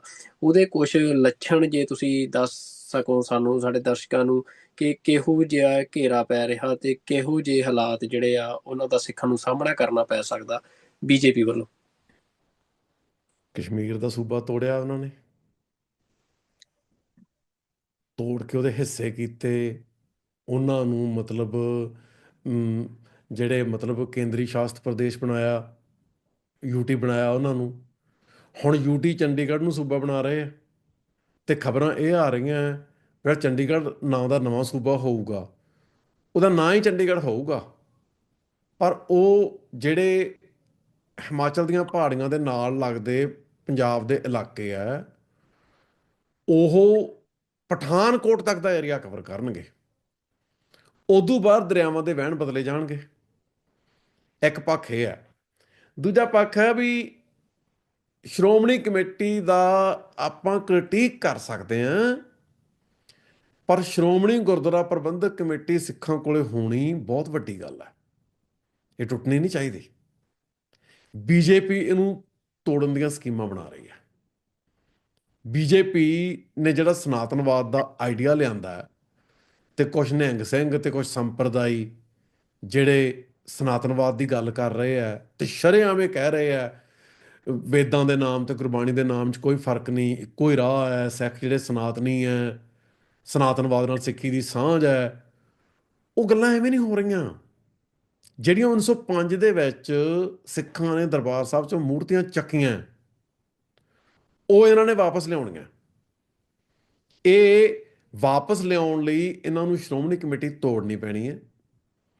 ਹੁਣ ਸ਼੍ਰੋਮਣੀ ਕਮੇਟੀ ਤੋੜਤੀ ਪਹਿਲਾਂ ਹੀ, ਹਰਿਆਣਾ ਕਮੇਟੀ ਬਣ ਗਈ, ਦਾਦੂਵਾਲ ਨਾਂ ਦਾ ਇੱਕ ਬੰਦਾ ਉਹਦਾ ਮੁਖੀ ਬਣ ਗਿਆ। ਹੁਣ ਤੁਸੀਂ ਵੇਖੋ ਦਾਦੂਵਾਲ ਦੀ ਕੀ ਹਸਤੀ ਸੀ ਸਿੱਖਾਂ 'ਚ। ਸਟੇਟ ਦੀ ਪੈਟਰਨੇਜ ਬਿਨਾ ਉਹ ਕਿੱਥੋਂ ਇਸ ਰੁਤਬੇ ਤੱਕ ਕਿਵੇਂ ਪਹੁੰਚ ਸਕਦਾ ਸੀ। ਹੁਣ ਨਵਾਂ ਦਾਦੂਵਾਲ ਲਿਆਂਦਾ ਜਾਊਗਾ, ਜਿਹਨੂੰ ਸ਼੍ਰੋਮਣੀ ਕਮੇਟੀ ਦਾ ਪ੍ਰਧਾਨ ਬਣਾਉਣਗੇ। ਖਬਰਾਂ ਇਹ ਆਈਆਂ ਜਾਣਕਾਰ ਸੂਤਰਾਂ ਵੱਲੋਂ ਵੀ ਜਿਹੜੇ ਸਨਾਤਨਵਾਦ ਦੀ ਗੱਲ ਕਰਨ ਵਾਲੇ ਨਿਹੰਗ ਸਿੰਘ ਆ, ਤੇ ਉਹਨਾਂ ਨਾਲ ਜੁੜੇ ਹੋਏ ਕੁਝ ਹੋਰ ਲੋਕ ਜਿਨ੍ਹਾਂ ਨੇ ਨਿਹੰਗ ਸਿੰਘਾਂ ਵਾਲੇ ਬਾਣੇ ਪਾਏ ਆ, ਉਹ ਬੀਜੇਪੀ ਨਾਲ ਡੀਲ ਬਣਾ ਕੇ ਤਖਤਾਂ ਦੇ ਜਥੇਦਾਰ ਬਣਨਾ ਚਾਹੁੰਦੇ ਆ।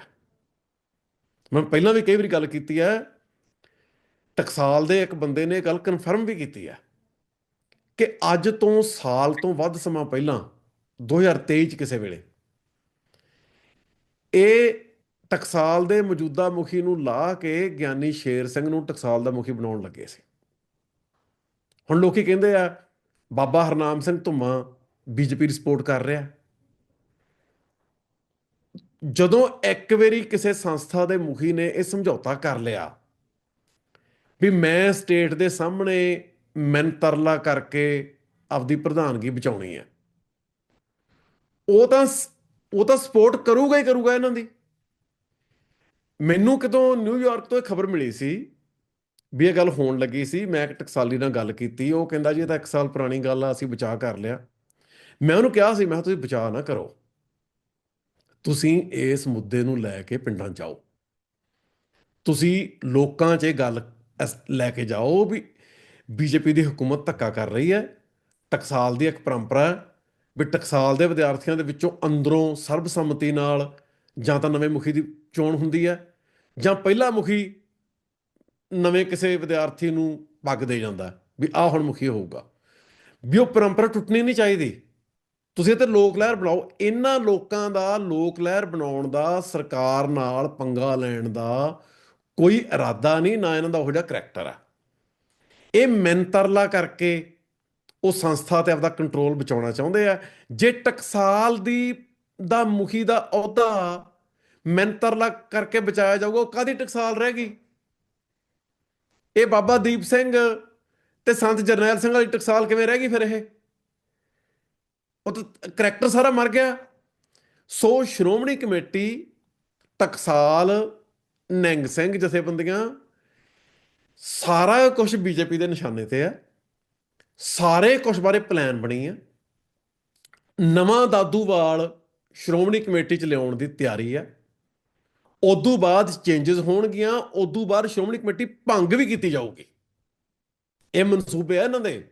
ਤੇ ਮੈਂ ਇਹ ਗੱਲ ਬਹੁਤ ਜ਼ੋਰ ਦੇ ਕੇ ਕਹਿਣੀ ਚਾਹੁੰਦਾ, ਜੇ ਇੱਕ ਵਾਰੀ ਕੇਂਦਰ ਸ਼੍ਰੋਮਣੀ ਕਮੇਟੀ ਭੰਗ ਕਰਨ 'ਚ ਕਾਮਯਾਬ ਹੋ ਗਿਆ, ਦੁਬਾਰਾ ਨਹੀਂ ਬਣਾਈ ਜਾਣੀ। ਸਾਡੇ ਤੋਂ ਕੁਝ ਵੀ ਨਹੀਂ ਕਰਾਇਆ ਜਾਂਦਾ। ਸਾਡੇ ਤਾਂ ਕੰਮ ਕਰਨ ਦੇ ਲੱਛਣ ਹੀ ਨਹੀਂ। ਤੁਹਾਨੂੰ ਮੈਂ ਇੱਕ ਮਿਸਾਲ ਦਿੰਦਾ।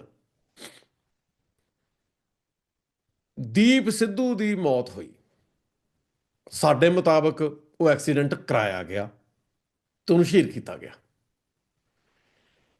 ਪੰਜਾਬ ਦੇ ਬਹੁਤ ਸਾਰੇ ਲੋਕਾਂ ਨੇ ਸਾਡੇ ਵਾਲੀ ਭਾਵਨਾ ਰੱਖੀ। ਉਸ ਭਾਵਨਾ ਦੇ ਵਿੱਚੋਂ ਲੱਖ ਤੋਂ ਉੱਤੇ ਬੰਦਾ ਉਹ ਸੰਸਕਾਰ ਤੇ ਗਿਆ। ਉਸ ਭਾਵਨਾ ਦੇ ਵਿੱਚੋਂ ਲੱਖਾਂ ਲੋਕ, ਸ਼ਾਇਦ 4-5 ਲੱਖ, ਉਹਦੇ ਭੋਗ ਤੇ ਪਹੁੰਚੇ ਤੇ ਭੋਗ ਤੇ ਬਿਨਾਂ ਰੁਕੇ ਲਗਾਤਾਰ ਖਾਲਿਸਤਾਨ ਜਿੰਦਾਬਾਦ ਦੇ ਨਾਅਰੇ ਲੱਗੇ।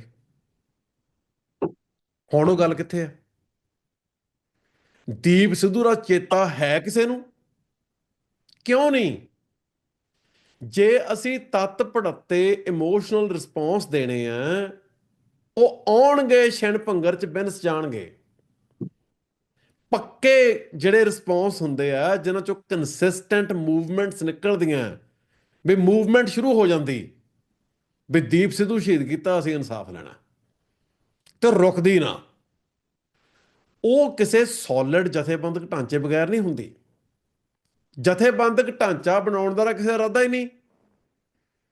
ਜਿਹੜੀਆਂ ਜਥੇਬੰਦਕ ਢਾਂਚਾ ਸਿਰਫ ਬਾਦਲ ਦਲ ਕੋਲੇ ਆ।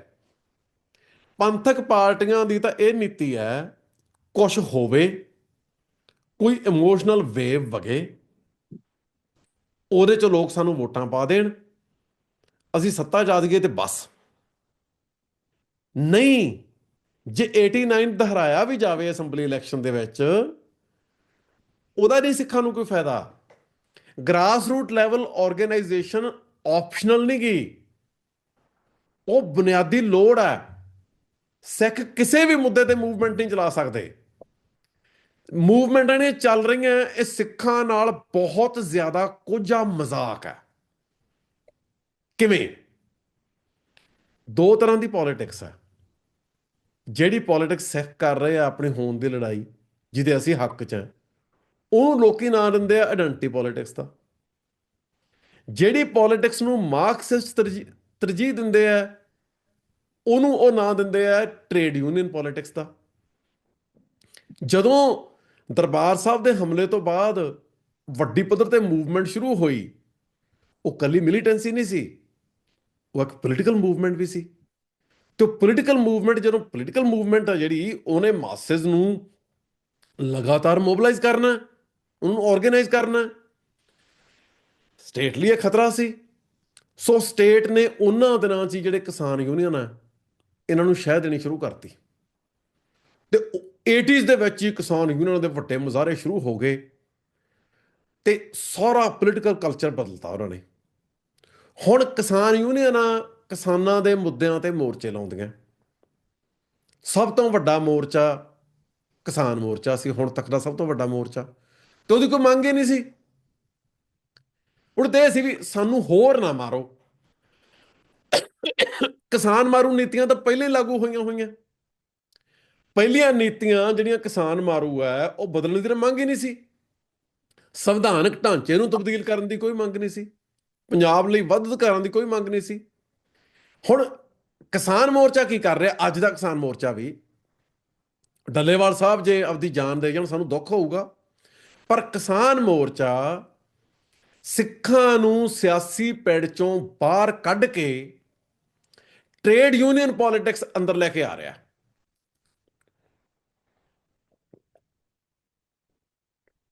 ਕਿਸਾਨ ਮੋਰਚੇ ਦੇ ਪੈਦਾ ਕੀਤੇ ਸਿਆਸੀ ਸੱਭਿਆਚਾਰ ਦੇ ਵਿੱਚੋਂ ਸਿੱਖਾਂ ਦੀ ਕਿਸੇ ਮੂਵਮੈਂਟ ਲਈ ਕੋਈ ਸਪੇਸ ਨਹੀਂ। ਸਿੱਖ ਬੜੇ ਤਰੀਕੇ ਨਾਲ ਹਾਸ਼ੀਏ ਤੇ ਧੱਕੇ ਜਾ ਰਹੇ ਆ। ਕਿਸਾਨ ਮੋਰਚਾ ਟਰੈਪ ਹੈ, ਸਿੱਖਾਂ ਦੀ ਪ੍ਰਾਪਤੀ ਨਹੀਂ ਕੋਈ। ਪਰ ਸਿੱਖਾਂ ਦੇ ਵਿੱਚ ਹਾਲਤ ਇੰਨੀ ਮਾੜੀ ਹੈ ਕਿ ਨਾਅਰੇਬਾਜ਼, ਬਿਲਕੁਲ ਕਿਸੇ ਡੂੰਘੀ ਸਮਝ ਤੋਂ ਕੋਰੇ ਲੋਕ ਆ ਕੇ ਆਗੂ ਬਣ ਜਾਂਦੇ ਆ। ਜਿਹੜਾ ਮਰਜੀ ਮੂੰਹ ਚੱਕ ਕੇ ਆਉਂਦਾ, ਚਾਰ ਨਾਅਰੇ ਲਾਉਂਦਾ, ਉਹ ਉੱਠ ਕੇ ਆਗੂ ਬਣ ਜਾਂਦਾ। ਕੌਮ ਦਾ ਨੰਬਰ ਇੱਕ ਕੋਈ ਆਗੂ ਨਹੀਂ ਹੋਣਾ ਚਾਹੀਦਾ। ਦੂਜੀ ਗੱਲ, ਕਿਸੇ ਕੱਚੇ ਬੰਦੇ ਕੋਲੇ ਕੌਮ ਦੀ ਕਮਾਂਡ ਨਹੀਂ ਹੋਣੀ ਚਾਹੀਦੀ। ਕੌਮ ਦੇ ਸਭ ਤੋਂ ਸੂਝਵਾਨ, ਪੜ੍ਹੇ ਲਿਖੇ, ਦਾਨਸ਼ਵਰ ਲੋਕਾਂ ਦੀਆਂ ਵੱਡੀਆਂ ਜਿਹੜੀਆਂ ਵਰਕਿੰਗ ਕਮੇਟੀਜ਼ ਆ, ਵੱਡੀ ਕਲੈਕਟਿਵ ਲੀਡਰਸ਼ਿਪ ਕੋਲੇ ਅਗਵਾਈ ਹੋਣੀ ਚਾਹੀਦੀ ਹੈ। ਫਿਰ ਇਹ ਗੱਲਾਂ ਸਮਝਣ ਵਾਲੇ ਲੋਕ ਅੱਗੇ ਆਉਣਗੇ। ਜੇ ਚੁਣੌਤੀਆਂ ਨੂੰ ਸਮਝਣ ਵਾਲੇ ਸਹੀ ਲੋਕ ਅੱਗੇ ਆਉਣਗੇ, ਚੁਣੌਤੀਆਂ ਦਾ ਕੋਈ ਹੱਲ ਹੋਊਗਾ। ਹੁਣ ਤਾਂ ਹਰ ਜਿਹੜਾ ਪੋਲੀਟੀਕਲ ਮੂਵ ਆ ਨਵਾਂ, ਹਰ ਨਵੀਂ ਪੋਲੀਟੀਕਲ ਜਿਹੜੀ ਡਿਵੈਲਪਮੈਂਟ ਆ, ਉਹ ਸਾਡੇ ਨਾਲ ਬਹੁਤ ਭੱਦਾ ਮਜ਼ਾਕ ਹੈ। ਸਾਡੀ ਸਾਰੀ ਗੱਲ ਦਾ ਤਮਾਸ਼ਾ ਬਣਾ ਕੇ ਰੱਖਤਾ। ਵੇਵ ਨਹੀਂ ਵਗਣੀ ਚਾਹੀਦੀ। Consistent grass root level activism ਦੇ ਵਿੱਚੋਂ ਕੋਈ ਮੂਵਮੈਂਟ ਨਿਕਲਣੀ ਚਾਹੀਦੀ ਹੈ। ਵੇਵ ਦੇ ਵਿੱਚ ਤਾਂ ਪਤਾ ਹੀ ਨਹੀਂ ਕਿਹਨੇ ਅੱਗੇ ਆ ਜਾਣਾ। ਇਹ ਲਹਿਰਾਂ ਵਾਲੀ ਰਾਜਨੀਤੀ ਆ ਨਾ ਜਿਹੜੀ, ਇਹ ਆਤਮਘਾਤੀ ਰਾਜਨੀਤੀ ਆ। ਸਿੱਖਾਂ ਨੂੰ ਇਹ ਬੰਦ ਕਰਨੀ ਚਾਹੀਦੀ ਹੈ। ਸਿੱਖਾਂ ਨਾਲ ਹੋਈ ਆ ਬਹੁਤ ਮਾੜੀ। ਸਿੱਖਾਂ ਦੀ ਬਹੁਤ ਜ਼ਿਆਦਾ ਦੁਰਗਤ ਹੋ ਗਈ।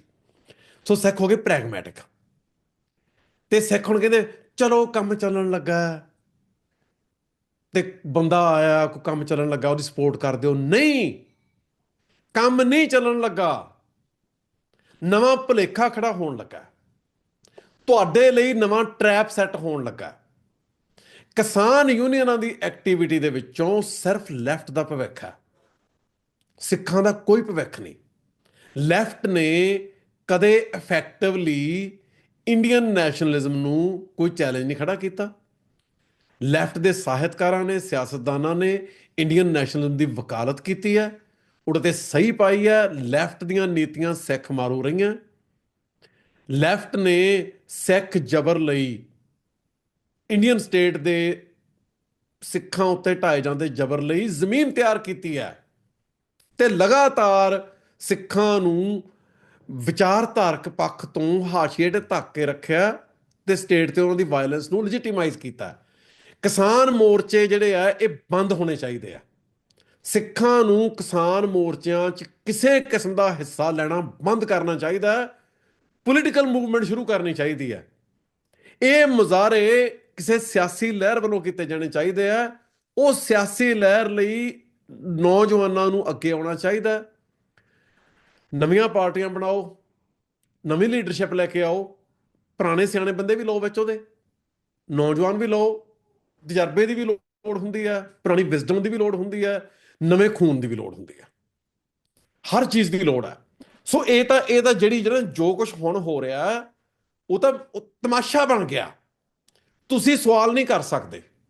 ਸੋਸ਼ਲ ਮੀਡੀਆ ਦੇ ਦੌਰ 'ਚ ਸੈਂਸੀਬਲ ਜਿਹੜੀ ਗੱਲਬਾਤ ਹੈ ਉਹਦੀ ਤਾਂ ਕੋਈ ਥਾਂ ਨਹੀਂ ਰਹੀ। ਵੱਖੋ ਵੱਖ ਧਿਰਾਂ ਨੇ ਆਪੋ ਆਪਣੀਆਂ ਟਰੋਲ ਆਰਮੀਜ਼ ਖੜੀਆਂ ਕਰ ਲਈਆਂ।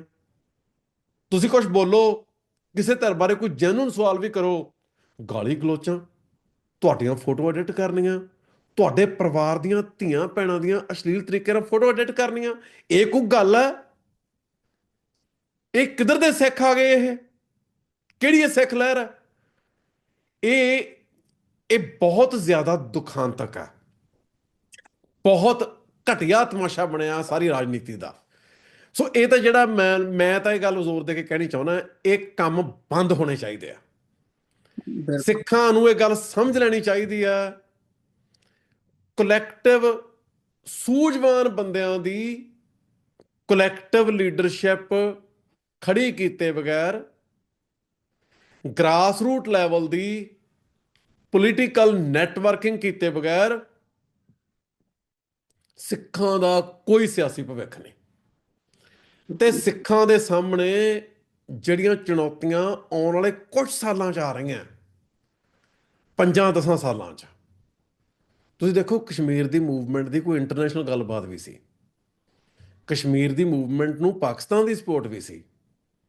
ਅਗਲਿਆਂ ਨੇ ਕਸ਼ਮੀਰ ਤੋੜਤਾ, ਕੀ ਹੋ ਗਿਆ? ਬਾਦਲ ਦਲ ਤੇ ਵਾਪਸ ਆ ਵੀ ਜਾਂਦਾ ਹੈ। ਬਾਦਲ ਦਲ ਦਾ ਰਾਹ ਇਹ ਰਿਹਾ, ਸਥਾਪਤੀ ਨਾਲ ਸਮਝੌਤਾ ਕਰਕੇ ਸਿੱਖਾਂ ਦੇ ਸਰੋਕਾਰਾਂ ਨੂੰ ਛਿੱਕੇ ਤੇ ਟੰਗ ਕੇ ਸੱਤਾ 'ਚ ਰਹਿਣਾ।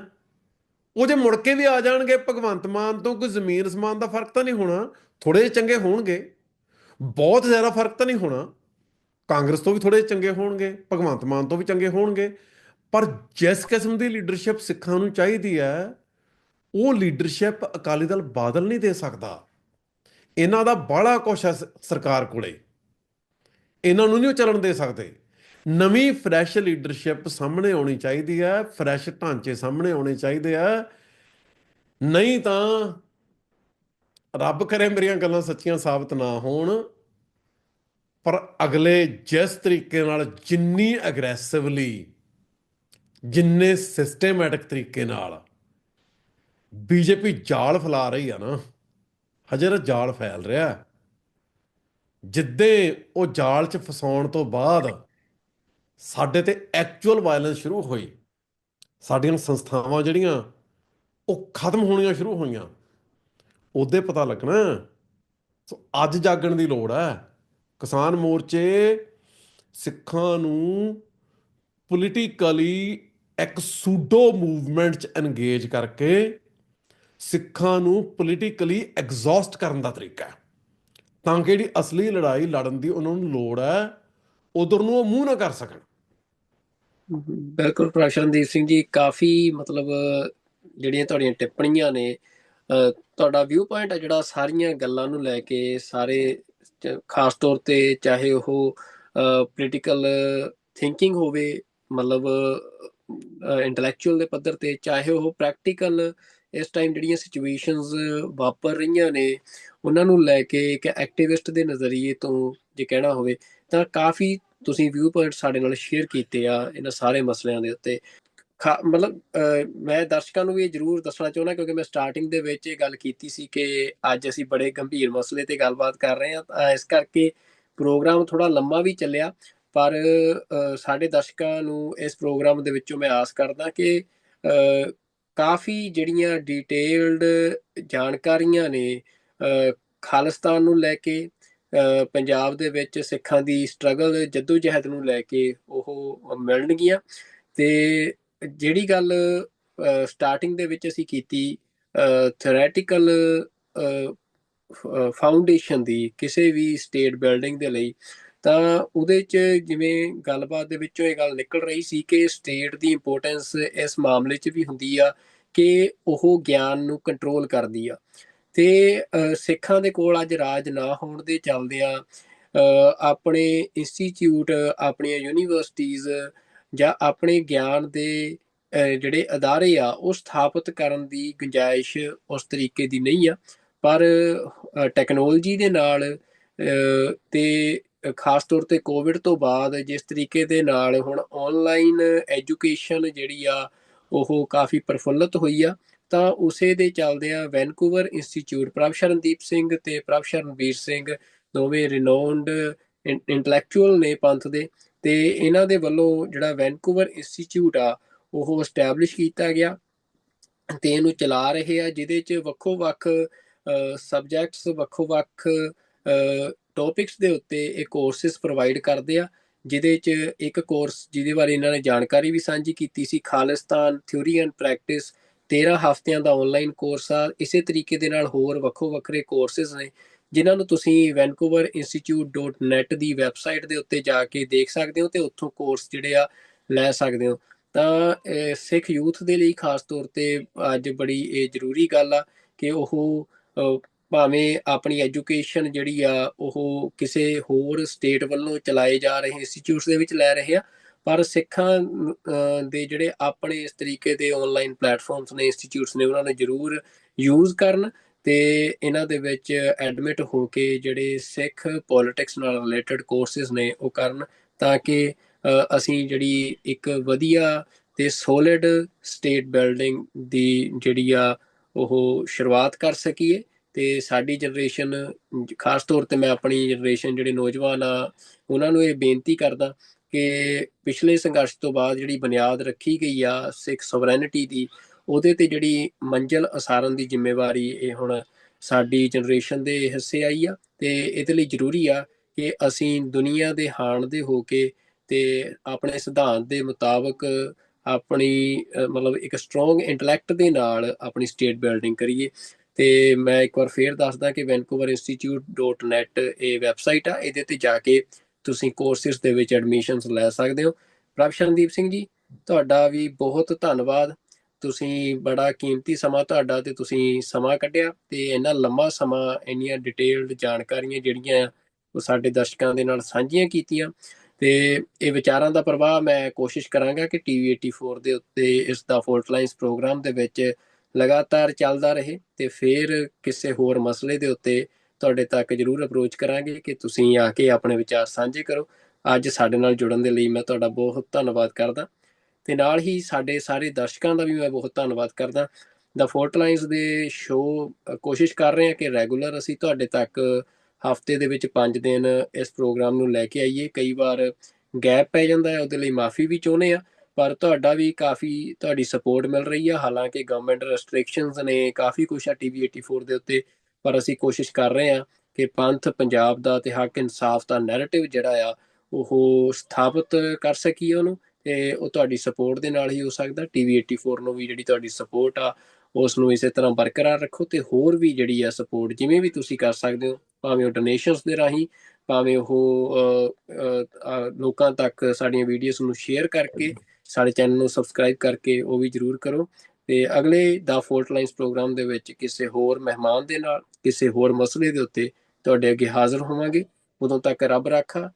ਵਾਹਿਗੁਰੂ ਜੀ ਕਾ ਖਾਲਸਾ, ਵਾਹਿਗੁਰੂ ਜੀ ਕੀ ਫਤਿਹ। ਪ੍ਰਭ ਸ਼ਰਨਦੀਪ ਸਿੰਘ ਜੀ, ਤੁਹਾਨੂੰ ਵੀ ਜੀ ਵਾਹਿਗੁਰੂ ਜੀ ਕਾ ਖਾਲਸਾ, ਵਾਹਿਗੁਰੂ ਜੀ ਕੀ ਵਾਹਿਗੁਰੂ ਜੀ ਫਤਿਹ। ਕੀ ਫਤਿਹ।